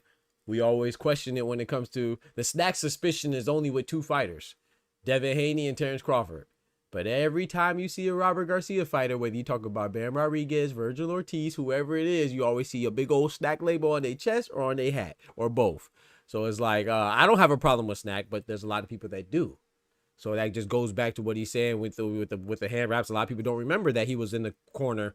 He was on the Margaritos team. That's a fact. Go back and look at the tape. You'll see Robert Garcia right in there. So there's a lot of questionable antics. Like a lot of times we affiliate the questionable fighters with Eddie Reynoso, rightfully so, because Reynoso has a shaky record too with Julio Cesar Martinez, Jaime Munguia, Francisco Rodriguez Jr., Luis Nery, Andrew Ruiz, guys, dang, and then of course Cinnamon as well. It's just things that you got to factor in. You know what I'm saying? It's just like what I say about Tony Sims. You know, Tony Sims had a couple cheaters on him. You know, Connor Ben and some other guys, and so we always bring it up, man. Try to stay consistent. So I think that's a good point, man. Hey Doc. Yes, sir. They must have thought I forgot. Uh-oh. Wasn't it Robert Garcia in the gym when they jumped Freddie Roach? Yep. Towel down and threw that. That's your boy. That's your boy. That's your man's. That's your man's. Y'all gonna jump that poor old man. Oh, Freddie Roach got Parkinson's, bro. Y'all jumped him in the Pacquiao lead up. Come on, bro. That's your man's. That's your man. That's my man, bro. I ain't gonna lie. I be holding it down for Robert Garcia, bro. But you're right. You know I like Mikey Garcia a lot. One of my favorite fighters. But that's your man's. That's your man's. Hold on, let me play this real quick, and I'm gonna pull up Justin. That's your man's. All right, I'll be the back. Or I'll just chill on mute. Nah, chill, yeah, chill. Sex assault charges. You know they got your man's. They got your man's on sex assault charges. Yeah, the nigga you be hanging with. The nigga you be hanging with. You know they got your man's. They got your man's on PED charges. The brother you be hanging with. The brother you be hanging with. Man, Joe crazy, man. Let me pull up Justin. And I'm gonna pull up Clone, I'm gonna pull up Oster. And then we can just all rock. Yo, Justin, what's good, my brother? How you doing, man? Doing great, doing great. Well, I know you doing great, man. Devin Haney done held it down for you, boy. Yo, I didn't even think he even formed like that. That nigga showed something different. Yeah. Okay. I thought I had him by stoppage, but it wasn't the way I thought it was. Okay. I thought he was gonna George Kambosos him. Okay. I thought he was gonna beat him up from the outside, stick him with the jab, sneak in the right hand, and just an 11th round, it'll add up and they'll get the knockout. Okay. The fact he got in there in the second round and dropped him and showed those combinations. I didn't think Haney would get in the inside at all. I thought he'd be on the other side of the ring as soon as Norman throws one punch. True. So the fact that he dropped him, he kept going for the finish, and his power was he's just so strong that he was pushing him around. Really, he was really walking through him at that point. So I've got Haney on a pound for pound list just because of that. I'm not mad I at didn't that. even think he would. I got about 8. 8? Okay. I don't know if I want to rate him above 6. Okay. Or 7, but I got him like somewhere between 8 and 10. I'm not mad at that, bro. So you think he was walking through shots on Brian Norman? Well, when he was hurt, when Norman was hurt. Okay. After that, he wasn't walking through shots. Okay. When he was hurt and he had him on the ring and they were both clinching, Norman had him clinched up. He was trying to throw some shots, and then Haney he kept throwing back. He kept beating him to the body in the clinch. And That's kept true, hurting him. Yeah. So, but after that, I can see why people kind of think the fight was kind of boring. They slowed down a lot, especially after round 6. Yeah. So it wasn't a masterclass, but it's a clear decision, we know. Yeah, actually, I wouldn't be mad if somebody saying it was a master class. You know, I know that there's some clinching and stuff involved, and I know, like you said, it might be a little less exciting, but man, I think someone put levels in the chat. I don't know, someone put levels in the chat, and I agree. I just think it shows a difference between their two mindsets. You know what I'm saying? One is approaching it kind of like I don't want to say primitive to be like disrespectful, but like one was looking to just brawl, you know, and just get walk through him. Even with his his mindset and his body language walking to the ring. You know, he just looked very determined, very focused, which is good. But if you get focused on the wrong thing, which he was, then, you know, you got to also consider adjustments as well. So I do think it was a masterclass from a standpoint of one side clearly knowing what the other side was going to do and ready for it, and the other side not. So I think it was a masterclass from a team standpoint, and that's a Haney team, I think. Yeah. I ain't mad at Speaking that. about trainers, yes, they matter, but at the end of the day, you have to and the fighter still has to get in the ring and initiate the game plan. And sometimes another fighter is just above you. Yep. Nothing wrong with that. It's just you're trying to get off what you're trying to do. Yep. Anyone who actually boxes understands this. Yep. If you're fighting a guy who's better than you, and the coach is literally telling you, "Hey, do this and this and that," but the guy is just better than you, it's damn near impossible to get off what you're trying to do. Absolutely. He's just better than you. Absolutely. Ooh, That's just the reality. And Yep. I think Devin, I think B Norm is just not ready for this level until he fights the other champions at 147. Then fight Devin. Yep. Then we can see a more close match. But Devin is just, he already claimed undisputed at 20 years old. Mm-hmm. I mean, he's been seeing this for years, for over a decade. He's been fighting the best fighters possible, the best fighters he possibly could. So I just don't think B Norm was not ready. I agree, man. I agree with that, man. I think he just has to go back to the drawing board. is a hell of a drug. Pull up Ulster, man. That's your time, man. Unless you want to add in something real quick, we want to let you add in something. Go ahead. I think you said want to say something else. Justin, you you there? talking to me? Yeah. If you want to add in I don't something know. real quick, we're gonna go to the next caller. Oh yeah, I got Dev over everybody at 47. Hey. I want to see Rolly next. That make a perfect reason to make that Ryan rematch. Ryan beats Barrios. He gets a title. Devin beats Rolly. Mm-hmm. He the dude that smoked Ryan. That's a perfect reason to get that rematch. Everybody gonna be excited for it. I do like that next. That's a hell of a path right there. So thank you. Hey man, no problem, bro. Thank you for calling in, Justin. I like that, man. Devin could get WBA belt and then unify for 3 belts with Ryan. If Ryan beats Barrios, or even if he loses, he can fight Barrios and get that WBC. I like that. She can get all the belts and then just say, "Fuck it, I'll whoop your ass anyway." I don't care about the belts. Let's just run it anyway. I just want to whoop your ass. I ain't mad at that, man. I'm not mad at that, man. Back in blood. Facts. Shout out to my boy Justin, man. I'm gonna put you back in the back, man. Shout out to you, man. Hey, after I let these other callers get through, you can always call back up. I'll pull you back. One more thing. Go ahead. I still see people dropping them Ryan gifts. He need to get back. He still need to get that back in blood. People not gonna let that go, and he need that too. That's a fact. So other than that, all right, that's it. Yes, sir, man. Shout out to you, man. Shout out to my guy Justin. Appreciate you calling up, Justin. You want to respond to that, Ty, before I pull up Oster? I think Clone was back there, but he left.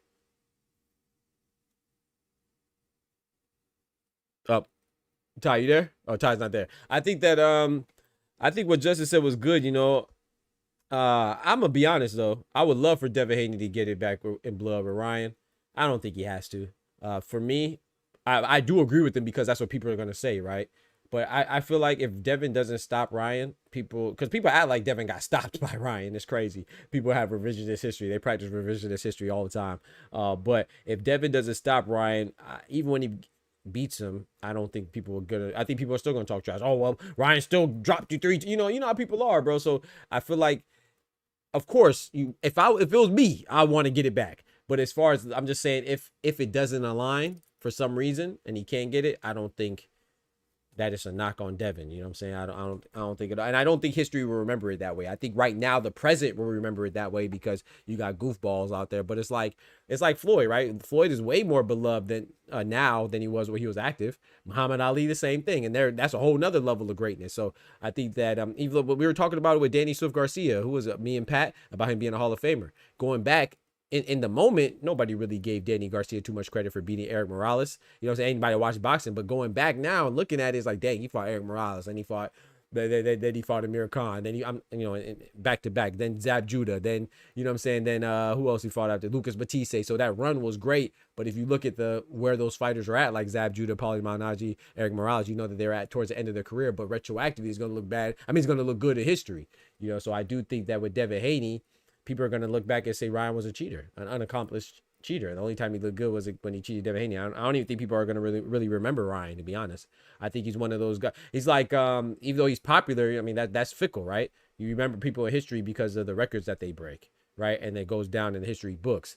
Popularity doesn't really go down in the history books. So there's a lot. You don't think that there was popular basketball players or popular football players that didn't break record? Like, I'm trying to think who was popular. No disrespect. I know I keep using Paul George. I mean, I use Paul George because I like Paul George. But let me say somebody like Monte Ellis. How many times do you hear people talk about Monte Ellis? When I was coming up, Monte Ellis was one of the most exciting players to watch. No one talks about Monte Ellis because he didn't break any records. He didn't, you know what I'm saying, make any MVPs, get any titles. So, you know, it is what it is. But let me pull up my brother Oster real quick. Oh, Ty went out? Did he go out on purpose? Yo, Ty, you there? You went out on purpose? I clicked on the road there. I was trying to peek at who was in there. Oh. Oh, okay. Let me pull up Oster real quick, bro. Unless you want to add to that before I pull up Oster. Ryan will be remembered. Not as a boxer. As a commentator, though. Talk to him. He has a personality. He makes wild, outlandish takes. He'll be a personality in the same light as Oscar De La Hoya. Some of the stuff he says is goofy, but people still respect him, and they like some of the entertainment value he brings. You think they go when you say Oscar De La Hoya, you talking about like as far as his commentary and stuff, not the fighting, right? Yeah. Okay. Some Just people straight remember commentary. it, but right.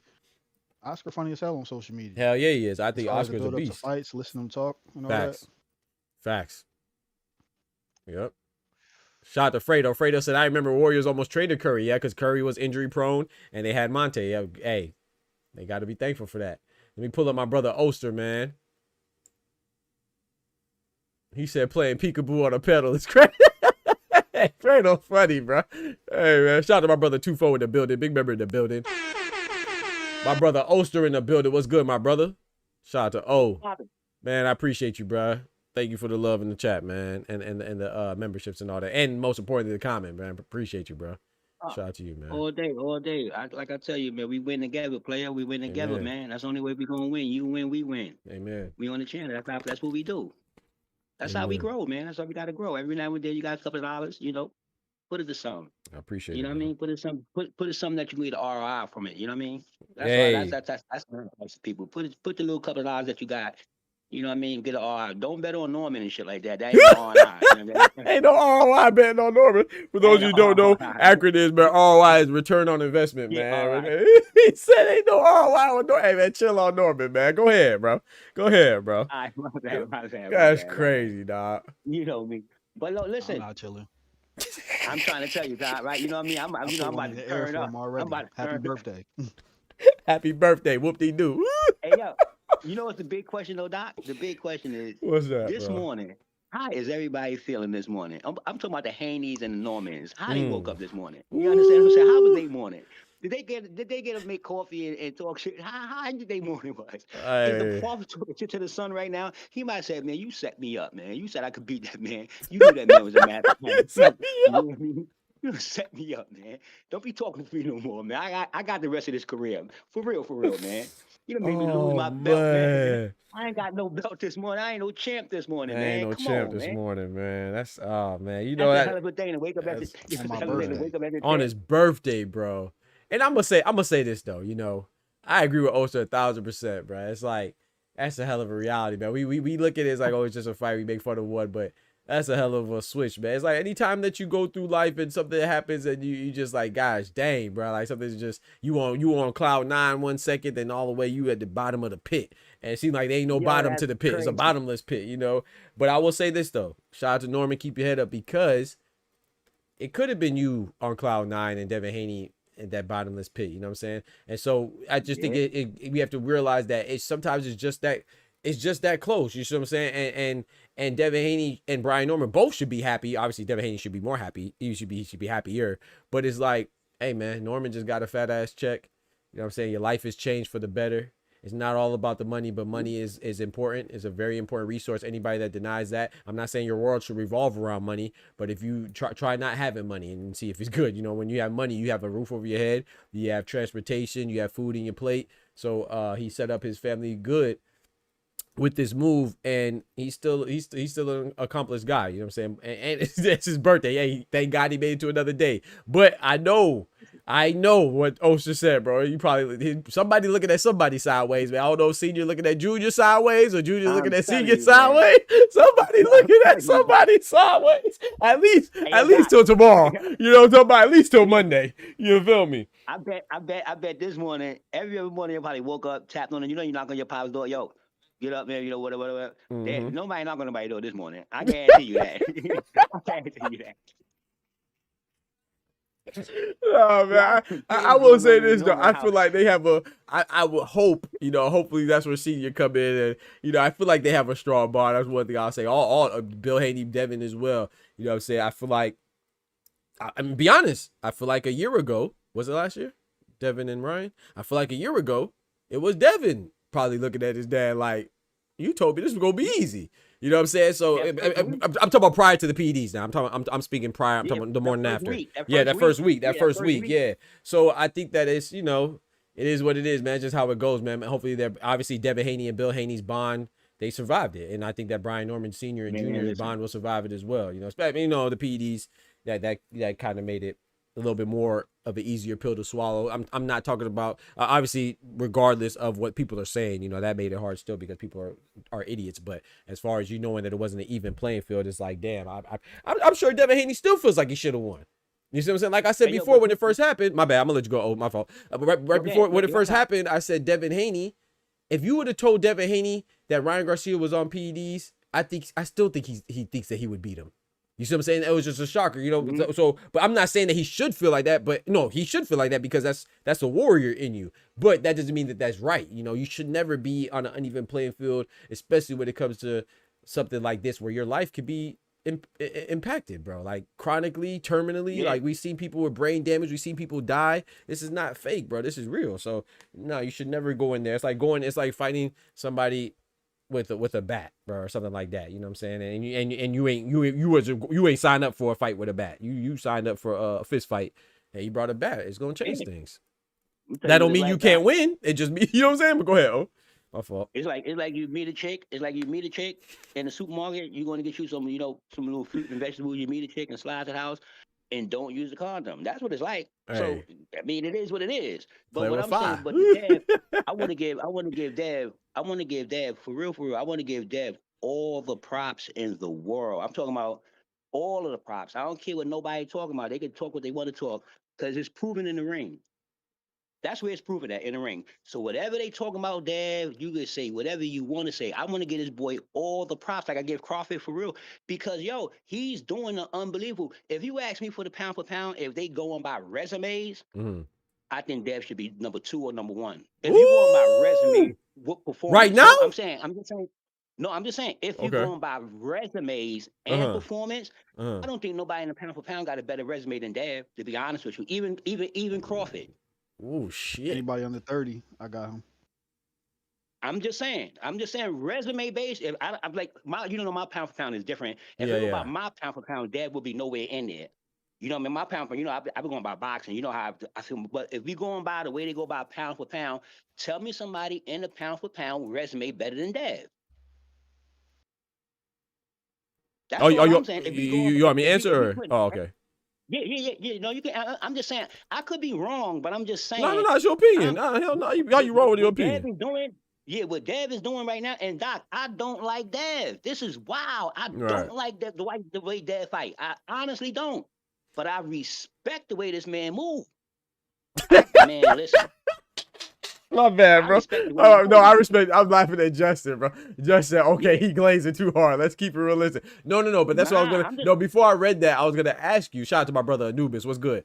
This is what I was going to say. Oh, so for the people, you got to remember, I know what your pound for pound list is. So I know what you mean by that. But can you please explain how you judge your pound for pound list, and I think it'll add some Okay, clarity I'm gonna to everybody. Yeah, please tell the people how you judge See, your my pound for pound for pound pound, list. I go pound for pound. I'm a little old school. I go pound for pound by what you do in the ring and how you fight. You know what I mean? And you win and how you fight and you knock your motherfucker out. That's what I call pound for pound. That's me. But in today's people pound for pound list, they got a lot of stuff in the pound for pound list because it's like, okay, cool. So in today's way, if we going by today's way, I'm saying, Dad, if we going by pound for pound, if you involving everything in pound for pound, I'm not talking about knockouts because we know how they do a pound for pound with Crawford, not number one and this and that, and he got damn near most knockouts and everybody. So we understand it's not that way. So it got to be something else.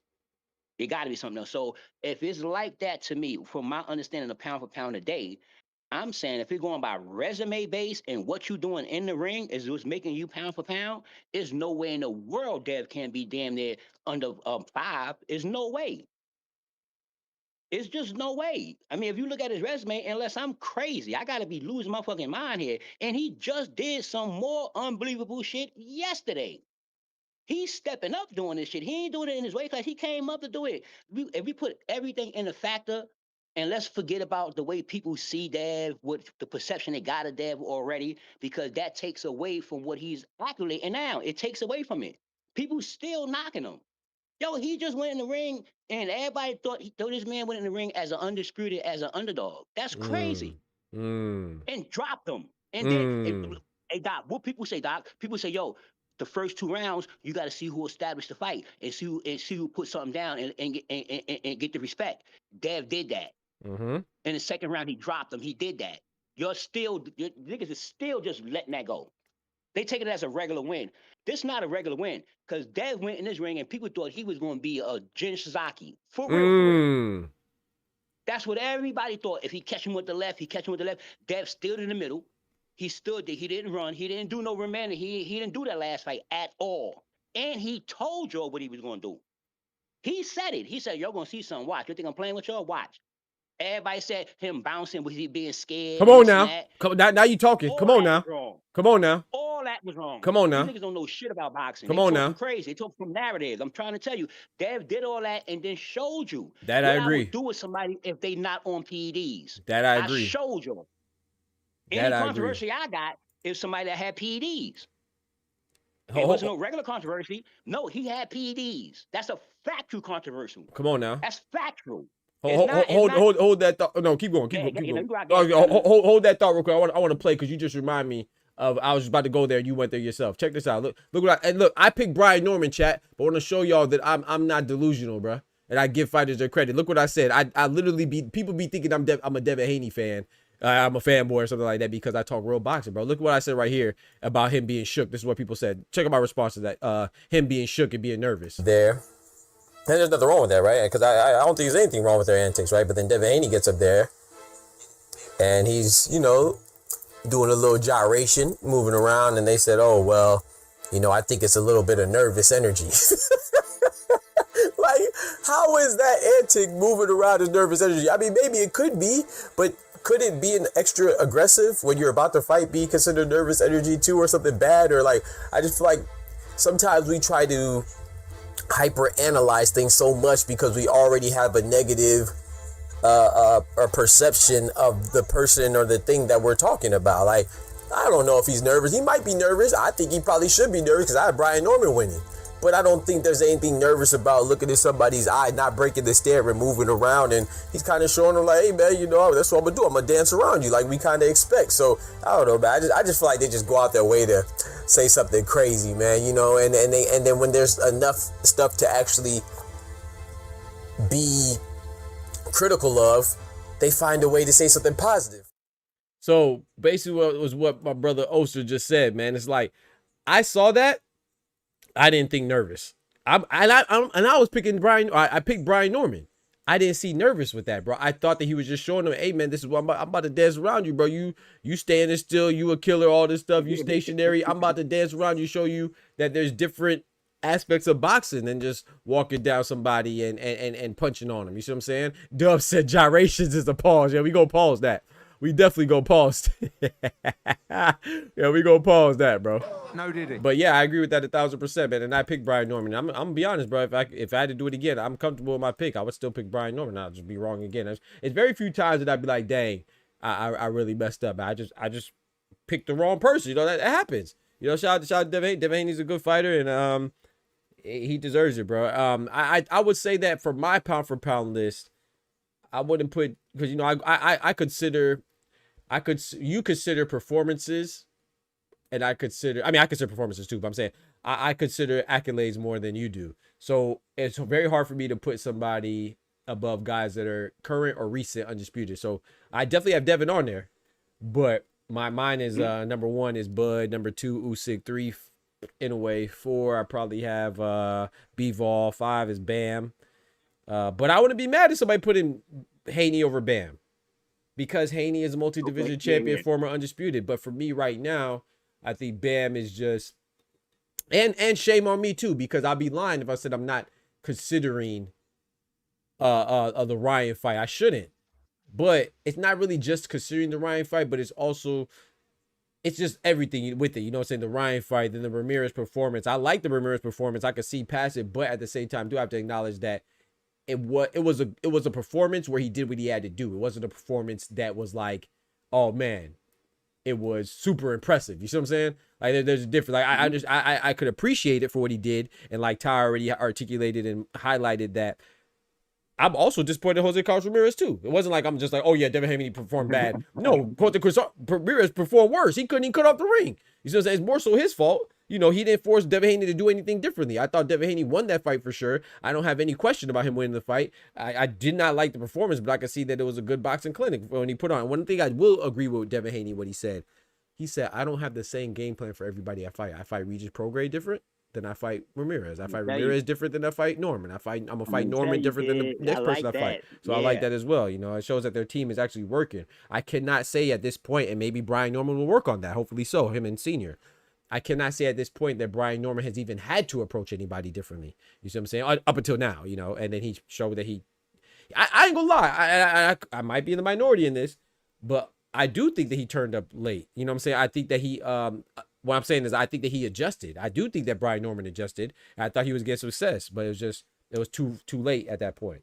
You know, but now remember, hey Doc, yes, before? Sir. Remember like a week ago we was talking, and I was like, yo, I really wonder why Norman took this fight. Remember I asked you that? I said it's on your transcripts. Trust me, because I was like, yo, I wonder why Norman took this fight, because everybody's talking about Dev. Like Dev is not already accomplished. You get? Oh, he's not. He's not. All they know about Devin, somehow Devin Haney turned into Ryan Garcia loser. That's all they know is that he lost to Ryan Garcia. That's all they know. They don't know that Ryan Garcia was overweight. They don't know that he was on PEDs. They don't know that Devin did not get knocked out by a guy that was on PEDs. All they know is they don't know that he was undisputed. They don't know that he beat Lomachenko. All they know, all they know is Ryan Garcia beat Devin. That's all it takes, bro. I always ask. I was like, yo, why did Norman take this fight? And I said the only thing that I can say about Norman took this fight, like took it, maybe he had to, I don't know, you know, behind the scenes, but I know what we do know is that what I know is that I wonder why you took the fight. Did you have to take it? Because only reason why I feel you took this fight is because Dev was coming up.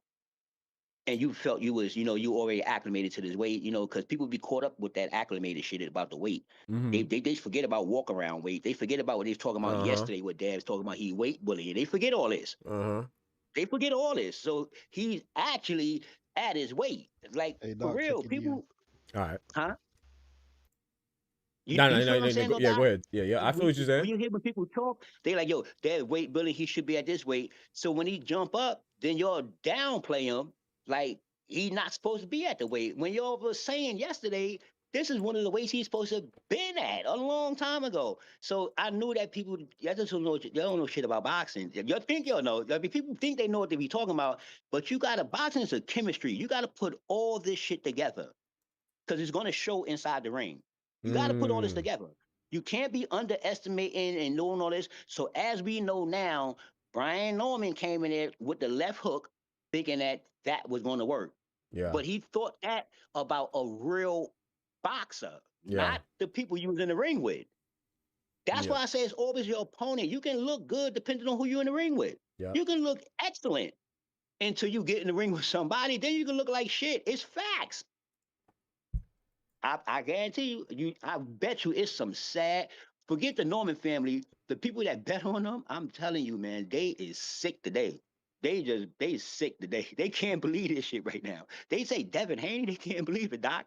Yeah, and it's crazy. But I will say to answer your question, what I think, I don't think that I think that Brian Norman, I think that they thought that they would win. You know what I'm saying? I don't think that they looked at Devin Haney as easy money necessarily. Well, I do think that they just thought that they were going to win. You know what I'm saying? I don't think that they had to take the fight or they were, you know what I'm saying? I thought it was good money. I think that they thought it was good money, a good opportunity, good name, you know what I'm saying, to establish themselves on. I just think it was just, I actually hope more fighters do that. I hope more young fighters do that, take a risk. I just think that they underestimated. And I mean, to be fair, I watched the interview with Senior post-fight. And shout out, I want to say this too, man. Shout out to Senior. Shout out to Anthony Yard. That interview that I showed, that little clip of Anthony Yard, that was from an interview 5 hours after the fight. I mean, I know that don't seem like much, but that's a real brother right there, man. Shout out to Brian Norman Senior. You might not, we won't have to like him. That's a real dude right there, bro. He was on what's my buddy's name podcast right after the fight. You see what I'm saying? I'm not saying that's smart. You know, it may not be smart, but at least he's making himself available. What was it, Ty? He went to a safe place. He went to Mills. Oh, maybe it's a safe place. Maybe because it's a safe place. Yeah. But I would say just making themselves available and even saying things like, we underestimated him. I think that is, of course, it's easy to pick at, but at least, hey, bro, I think saying that I underestimated him is better than saying, oh, we got robbed, or oh, it was a bad performance by us. Granted, they said that too. Brian Norman said, yeah, I think it's mostly on what I didn't do more so than what Devin did. But I don't think that there's anything wrong with that. He didn't come out and say, oh, my leg was messed up. Oh, we got here late. Oh, we blah, blah, blah. Yeah. You know what I'm saying? I appreciate that. Yeah, it's like Canelo. When Canelo lost to Bud, he just said, hey, man, give all the credit to Bud. I appreciate that. Go ahead. But you know something about the with Norman Jr. See, look, like with no homo, no dating. I'm gonna give you the way. No, for real. I'm giving you the way you're supposed to get it because we cancel chat. No, go ahead. No, we gotta. No, I'm not like that. I'm not like that. But the words are be like dating. No. I mess with you. Go ahead, bro. Yeah. But we're gonna stay on the same energy so we can keep it real. We can keep it 100. So you keeping it 100 by coming up here, on some different type of energy, but we really need you on the same energy so we can get a real understanding about what's going on. Don't let your boy go out here, stop hyping it up, and take this boy the way he need to go. You know what I mean? Stop throwing him in the ring with these real boxers. Like, for real, let's stay on the same energy. Let's not come up here and try to, and kiss the bear and with your allegiance and all that. We understand you down with us now, because whenever you can't beat him, you gotta join him. We understand the game. I see what you're saying. You was on some other shit. You was on some other shit a minute ago, yesterday. You was on a whole different type of time, like you knew what was going on. And like I just said, you did take Dev lightly. You said it in a different way. Y'all thought some shit that wasn't what it was. Facts. And y'all learned. And y'all learned last night. And you put your boy out there and he learned in the second round. He knew it was over. In the second round, he said, oh shit, this is different. True story though. That's a fact. He caught you the same way you caught Jen Sasaki. He stepped to the side and the same left hook, the Come on same now. move. Come on now. You, boom, and then looked at you. So, oh, you staggering? Boop, boop, right or wrong. He waited a second. He looked at you. Yeah, he staggered him with the left hook. The second one was a combo, not the first one. The left hook was what caught him. And then he hit him with a 1-2, straight down the pipe, and dropped him. Say it again, Doc. You say it better than me. You know you always say it with a left hook, and then a 1-2 straight down the pipe. I'm with you, bro. I'm definitely with you, man. Hey, let Ty chime in real quick. But before you say Ty, I also want to say that too. Shout out to you just remind me too. I also want to say the same thing the Haneys did. Let's be real too. That before Ryan Garcia popped dirty, Devin and Bill, they gave Ryan Garcia his credit. They didn't, you know what I'm saying? So 100%. we got to respect that, man. We got to acknowledge that too. I like to acknowledge the highs and the lows. So even when you're low, you can still show your character, bro. Your character is within you. It's not about the results of the engagement or the competition. Or your character is who you are. So and it's gonna shine at high moments, at low moments. So shout out to Brian Norman, both senior and junior. Shout out to the Haneys. And then people say, oh well, they won, they cried about their loss. No, Lomachenko cried about his loss to Devin Haney. That's crying. Appealing your loss to the powers that be, that's crying. And then when you get granted a rematch, you don't want the rematch. You just want it over. That's crying. Okay, so that's different. Go ahead, Ty, and I'm gonna pull up Clone. That's what you call cap. Yeah, right. You cap it, but right. It was straight up trainer malpractice, something I called a couple days ago. But my pushback was for your sentiment to Brian Norman Sr. as far as having the wherewithal to go jump on social media with his perceived friend that has a platform. See, I didn't know they friends though, so I didn't know that. I thought it was a organic relationship that they built just because he'd be everywhere. So I don't know the depths of their relationships. But go ahead, though. I appreciate that. You likened it to the likes of how Canelo handled his situation. He gave Bud his props in the ring. Every reporter that came to him, he kept it consistent. And even went to the press conference, the post-press conference, and stayed on pace with that. You talking about Canelo, right? Talking about Canelo in the post-fight? Okay, yep, I'm with you. Yeah. When Devin Haney lost to Ryan Garcia, he said right then and there, the better man won. Went to the press conference after the fight and stayed consistent. Brian Norman Jr. lost in the ring. Didn't say where was the comments? Did he speak to any reporters? Junior? Yeah. I actually didn't see. I saw him speaking to the ring. I saw an interview where he spoke with the ring. Lobby. Yeah, I was saying in the lobby. I saw him to his room. Yeah. Okay. So did he talk to any of the official media for that event? Like in the ring? I didn't see it yet. Yeah, I didn't see. I don't think so. But remember, I was talking, so I would say no, but I don't think so. Did he go to the post press conference? Nope. I ain't see no post press conference with him or Brian. How did they handle the belt after the end of the fight? That's a good question. I want to know that.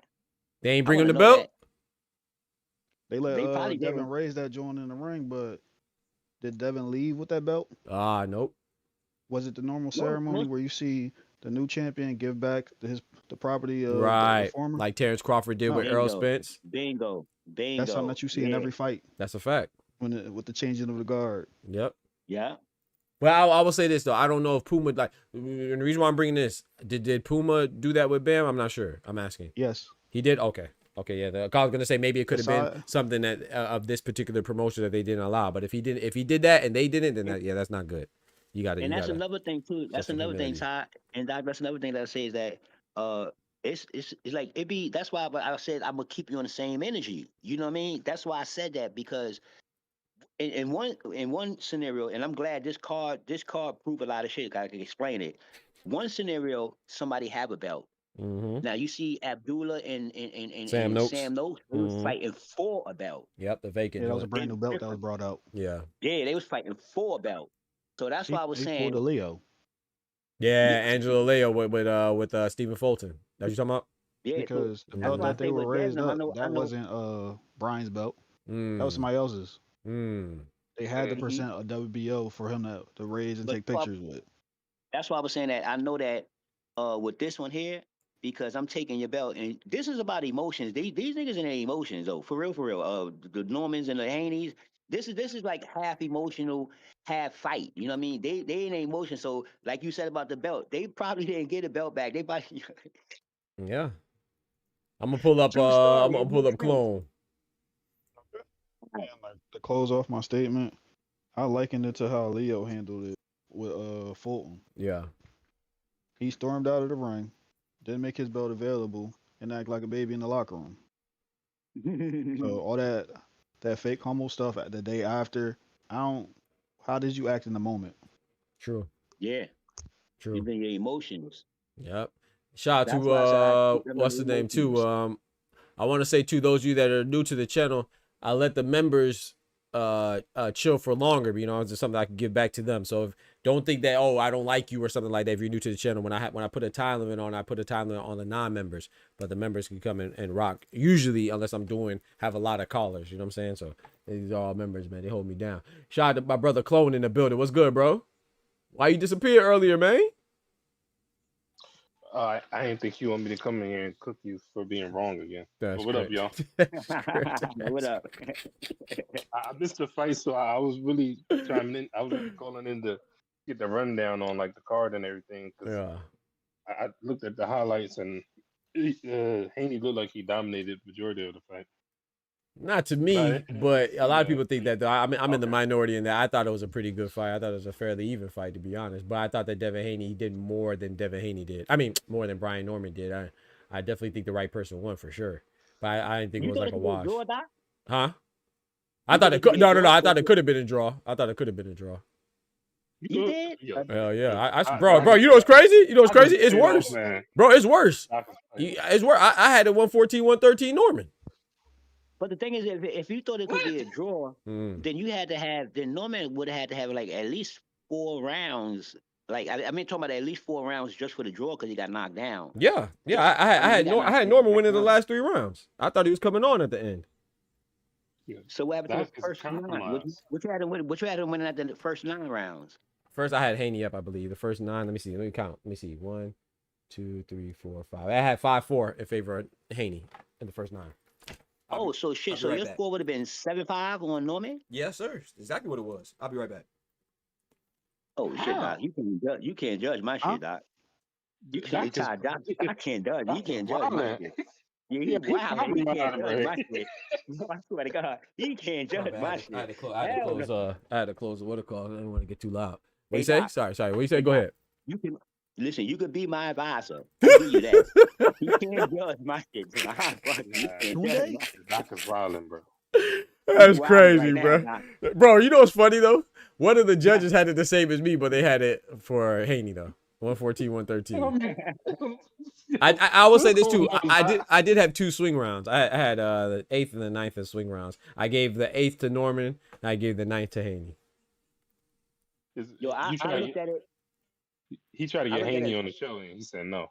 That's crazy. That's crazy. That's crazy, Doc. That's wild. That's crazy. That's wild, that one there is crazy. That's wild, bro. I think you were scoring a tank fight or something like that because you wasn't scoring this fight. That's crazy, bro.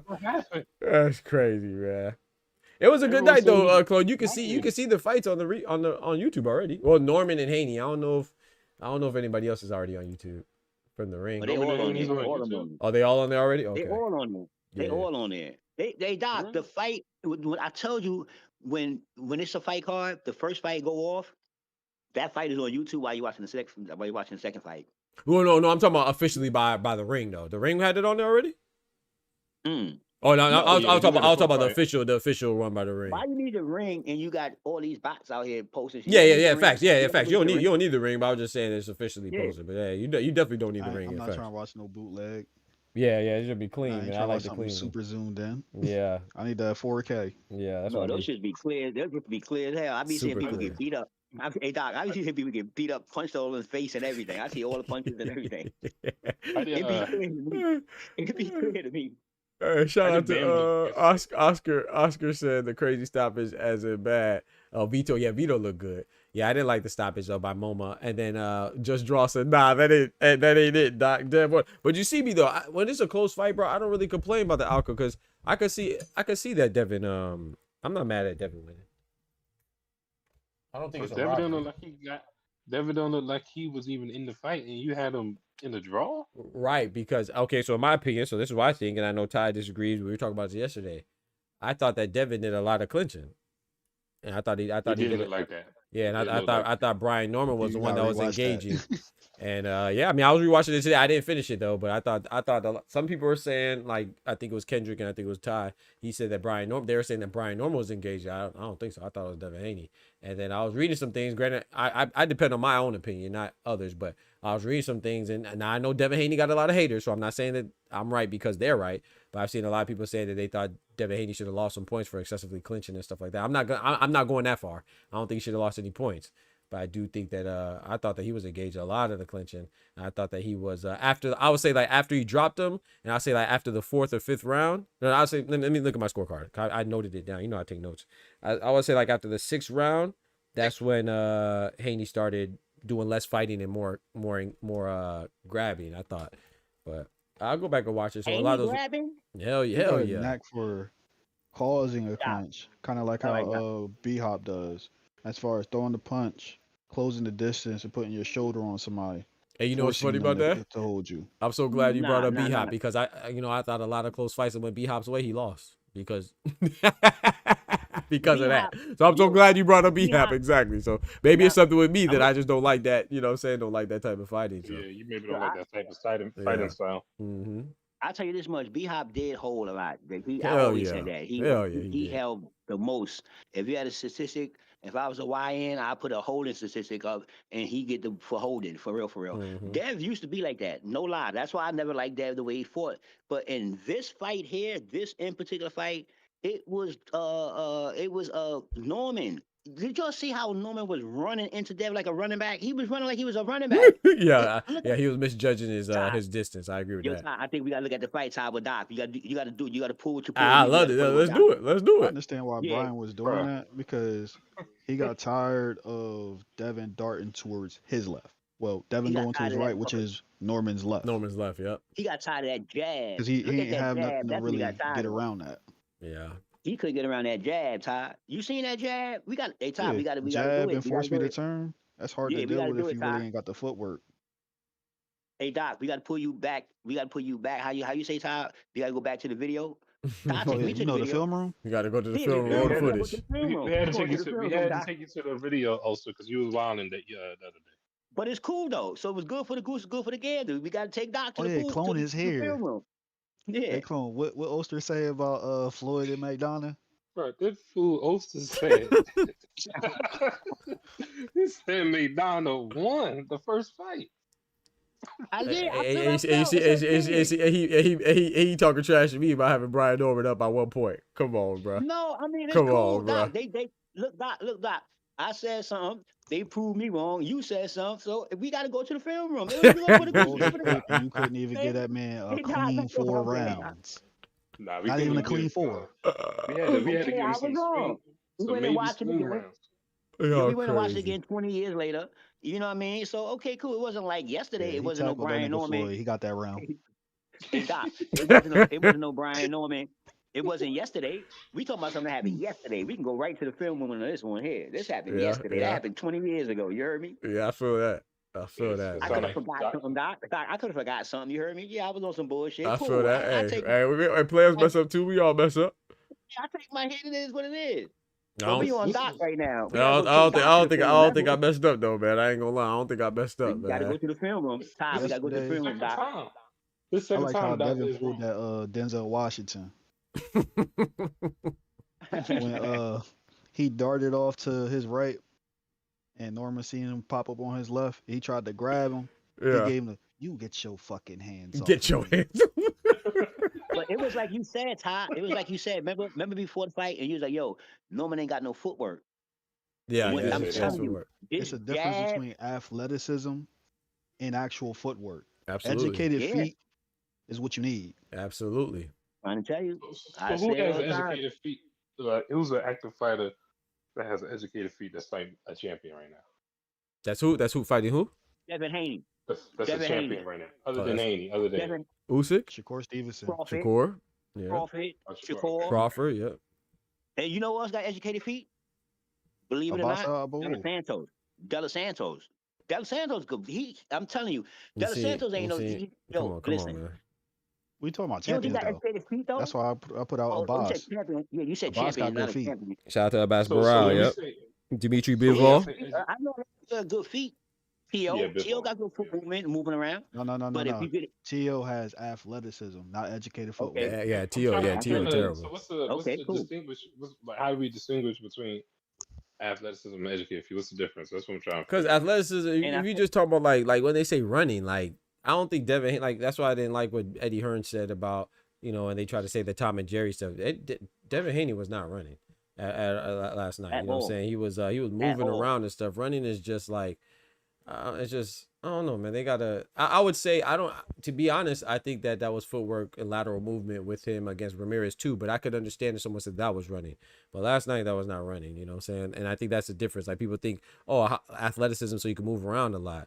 I think Norman is athletic, but when when you have footwork, you have educated foot placement. Like, you know, you have every movement is calculated. You know, sometimes you step to make your opponent step or move to where they're uncomfortable. You know what I'm saying? Maybe your step to the right, which is Brian Norman's left, might make him uncomfortable with throwing on that side. And that's how You know what Brian I'm Norman saying? got knocked Right, down. right, That's just exactly. how he got knocked So, down. yeah. Exactly what Doc's saying. So Just how he got knocked down. yeah, and it's like you know, you can take half steps, or you know, it doesn't even have to be like how much you move. It's just how you move and when you move and the timing and stuff like that. Just and another thing, distance. That's just a tough another equation thing? to master. Say it again. Because I said it. Space versus distance. Space versus That's distance, a tough right? equation to master. Mm-hmm. And I said that the other day when I was talking about athleticism versus skills. People think that if you athletic, you skillful. That is completely not true. It's 100% athletic. Mean that you can you athletic. You can play soccer, football. You can buy. You just athletic. That's what that just means. You just athletic. But skills is like if you athletic, you take one step, right? One step, two steps. But with skills, you'll know to take a half a step. Just step to the side a little bit and drop you. Whop. That's what skills do. That's the difference between athleticism and skills. Some got both. Some people mix it up and think that because you athletic, you skillful. It's Like Roy not Jones true. Jr. Bingo, it's 100% not true. 100% not true. It's all different. It's all different. Skills is skills. That's why skills pay the bills. If we say athleticism pay the bills, that's why they say skills pay the bills. Yep. Don't forget to smack that like button, y'all. Yeah, this is the reason why they say skills pay the bills. Because if you skillful, you can beat somebody that's athletic and all that. They ain't got no skills. You can you'll beat the shit out of them for real. They just athletic. Like in like in basketball, you got somebody that can be athletic, but he can't score. He can do all that fly shit, but he can't put the ball in the basket. Right. Jokic ain't athletic at all, but he. Yeah, it's 100% fact. Who's not athletic? Cole? Sorry. Jokic. Oh yeah. Yeah, 100%. See, you know what I mean? He's not athletic at all, but he's MVP. Right or wrong? No, you're right. He's MVP. Well, how that happen? This is 100% fact, man. I'm telling you, they get it mixed up. They get it mixed up. I'm telling you, some people got both. If you got both, you dangerous. That's why people like Haney, Crawford, all these Usyk, they got both. They ain't got a lot of athleticism, but they got skills though. You get what I'm saying? They got skills. See, if you got skills, it'll make you seem like you athletic. If you athletic, it'll make you seem like you got skills. But who wins? That's the thing. The one with the skills win all the time. Let me ask y'all this: do y'all consider Floyd athletic? Like, who falls in the athletic category? No, Floyd got skills. Floyd ain't athletic at all. He's He got skills. I think he's both. Yeah, I think he's both. I think he's athletic and skillful.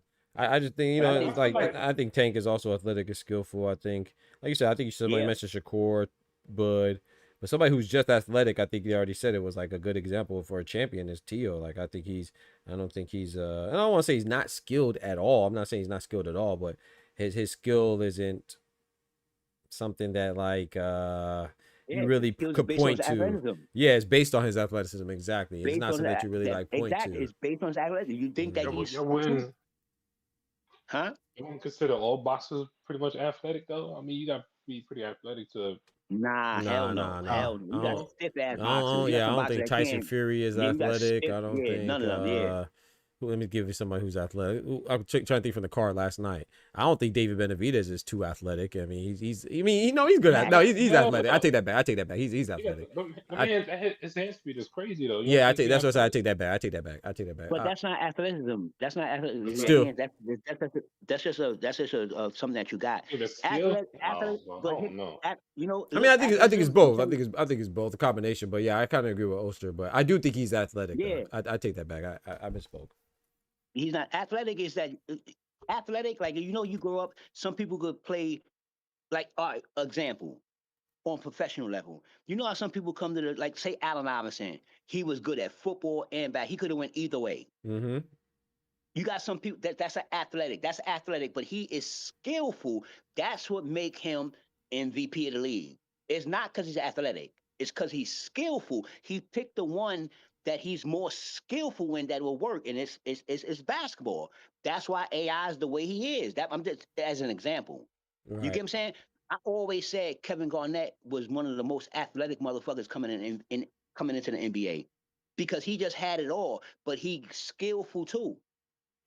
That's why when you see Kevin Garnett, you don't talk about his athleticism, you'll talk about his skills. For me, it's easier to see it in other sports. It's No, hard I for me think KG is see it in athletic boxing. too, but I would say like Virgil. Like do you think Virgil's athletic? No, I think Tank is the most 50-50 athletic and skillful boxer today. I agree. Me personally, I think he's the one that got 50-50 athleticism and skills on the same When you level. say athleticism, are you just saying like hand speed or footwork? Like what you No, that ain't got nothing to do with athleticism. I'm talking about how Tank could jump up. You know, everybody can't do a backflip on a rope. This shows you athleticism when somebody could just jump up there and do a backflip. And people don't remember. Remember Crawford did one on the floor when he got his title, when he beat Ricky Burns? Remember, he didn't go on the rope. He did it on the floor. And Bo Mack, if you look at it, remember Bo Mack backed up because he knew what he was going to do. Bo Mack backed up and let him Best way to backflip. And describe then they came. athleticism, just look at Roy Jones. Yeah, I think Roy Jones is very, very athletic. Look at the way he moves through the ring. Yeah, I think he he's very moves in a athletic. manner where, even though like most trainers will teach you certain things that you should do in the ring, his athleticism was that much vast over his opposition. Facts. He would get away with things that you should not be doing in the ring, that would get you caught. Right. Bad footwork. You said it Punch the best selection. way, Top. 100% fact. And skill too. That's Hey, give me a quick second. Shout out to my brother Dub, man, dropping that bread, that cheese, that butter. Yes, sir. I'm finna slide too fast after this, but Dub says he says I think Oster's confused it with athletic and coordination. No, coordination. That's a good point too. Yeah, coordination. I think coordination skills too. Yeah. Yeah, that's under skills. That's under skills. It's just skills is the umbrella. Coordination is under skills. All that stuff is under skills. What you do, if you're able to be athletic to take a step, but skills is when you take a half a step. That's skills. Where you could take, like Todd just said. Todd just said it in a nutshell. You able to take athleticism and put it into skills so you can change it up. Do you get what I'm saying? Instead of taking one whole step to the side, you take a half a step and knock somebody out. We just seen it last night. You just seen it. It's written in blood. It's right there. It's written in blood. Yo, if you look at the fight last night with Devin Brian Norman. Dev did that same thing. If you look at the fight, look back 30 seconds. He did the same. He threw that punch 3 times. But Brian kept running into him, so it wasn't effective. That's why what Ty just said, he stepped to the side that last time. Look at the fight again. Look at the knockdown. If you think I'm crazy, look at the knockdown and tell me what you say. You gonna see step to the side. He had a clear shot. You'll see it was clear. He hit him. Boop. They both stopped. Brian Norman ain't see it. He said, "Boop." They both stopped. Right, he looked at him and said, "Oh, Yeah, shit." man. You out of here. You All crazy. right. You Well, crazy. fellas, I'm finna slide That's though, man. skills. Appreciate y'all rocking though, Yeah, man. I'm finna alright. go ahead and call it, bro. What y'all gonna chill might out throw in the this back? on. Hmm? Yeah, I might throw that fight on. All right, man. I might motherfucking right. jump back in and watch it with y'all too, Yeah, you man. need to watch the fight, man. That's Doc- crazy. That's Doc- crazy. Here you go. This man ain't Doc, watching you damn said fight. 7-5. You definitely watching the fight. Hey, You come said on, bro. 7-5. You got to crazy. see Bryant grab Devin by his wrist and by the glove, trying to lock that arm in, I so he gotta could see throw it, bro. punches. Story. I gotta see it, before bro. you slide, I did want to ask y'all. No, I'm just sliding. Yeah, you should. But go ahead, Clone. Yeah, go ahead. Now we gonna stay on. He gonna slide. Yeah, I'm gonna slide. I was gonna ask y'all earlier when you was mentioning because I had saw the highlight of Benavidez and Yard. Wasn't Yard holding his arm, or was it Benavidez holding his? Man, I thought Benavidez was holding Yard, man, but some people say Yard was holding Benavidez. I don't know. I thought Benavidez was holding Yard. But you know something about that holding the arm thing? I don't mind that with anybody because I remember I heard an interview with who fought Mayweather. Who the hell was that? I mean, it's gonna happen anyway, sometimes, but the ref, I'm not mad at. But that's the thing, I'm not mad at Benavidez, nor am I mad at Yard. I don't care which one of them was doing it. I'm mad at the ref for not stopping it. He should have, like, bro. The man got hit like 30 times before he stepped in. My opinion on that, that might was be a crazy. little hated though, because I seen Yard try to lock in the arm, but he got caught with a shot, Benavidez used that as an opportunity, put his arm over his, held it in place while he was welling on with the other one. Yeah. I thought Let me ask Yard you was something. out on his feet during that. He probably was for a second Yeah. and snapped back That's in, probably man. what it was. Yeah. That should have been stopped. Let me Yeah, that ask should you have a question real quick, because I don't know, because I'm not a doctor. You know, I don't amateur box and none of that shit. You know, I'm just a viewer. I'm not getting in the ring and I'm putting no gloves on. Y'all know that, so let's get that right. But I'm asking you this question: is that when you hold an arm, because I heard an interview with Mayweather, and I forgot who he was fighting. But whoever he was fighting, he was inexperienced, like Mayweather's experience. So he said, "Yo, every time we got tangled up, he kept like putting his glove over my mouth where I can't breathe, where the ref can't see it." And he was like, "I can't remember who he was fighting." That's veteran so savvy. I think those. Oster said it was Oscar. He said it was Oscar De La Hoya that Oster was fighting. I mean, that Floyd was fighting. Yep, Okay, Oscar so now was doing that shit. my question, y'all, is do y'all think that those is tactics in the middle of a fight? Like, if you lock in, even if it's Benavidez beating him up and hold his arm, Yeah, it's a it tactic for tactics to get sure. energy from you, like energy It's from something you, that you're taught. because you're trying to get your Yeah. arm out, right? You know what I mean? Right. To drain you out. You know, That's what I said. It's like down. I'm not blaming Benavidez Yeah. or whoever it is. I'm blaming the ref, man. The ref should have did something about it, bro. He let that man take too much punishment, man. But shoot, bro, I'm out though, fellas, man. I got to go work on this newsletter and some other stuff, man, and some other videos and stuff. All right, But yeah, I appreciate y'all, man. Yes, sir. Doc, man. what's on the plate before you leave? What's on the plate? What's on the agenda? Man, what you Ubering? I don't know, bro. You gotta tune in and see. Talk to him. Talk to him. Thank you. You gotta tune He said you got to tune in and see. I got 2 in the sea. I got you, player. I appreciate y'all. Keep it safe, man. homie. Yes, sir, man. Y'all too, man. Appreciate y'all rocking, man. Pulling up. Shout out to Oster, shout out to Clone, shout out to Ty, man, pulling up. Shout out to Justin as well, man. Like I said, anybody could call in, bro. I give the members a little bit more time to speak. That's just a way I could give back to them, man. So thank y'all for showing love as well on this Sunday. Remember to you know what I'm saying, do something good, man, for yourself and for others. And you know, don't forget to smack that like button, share it, share the video, share the channel, and all that good stuff in bonbons, man. We do drop a newsletter once a week, every Monday at 12 p.m. Eastern Standard. Wait, did I say Monday? Is it Monday or Wednesday? It's every Wednesday. I said Monday. Our newsletter comes out every Wednesday at 12 p.m. Eastern Standard Time, bro. I forgot when it comes out, man. My fault. It's every Wednesday, man, not Monday. Every Wednesday at 12 p.m. Eastern Standard Time. We'll go work on that newsletter and stuff like that. So I appreciate y'all coming through. That's where we talk real boxing, man. Once a week, get your real boxing in. And the first issue was on footwork. And the second issue was on power.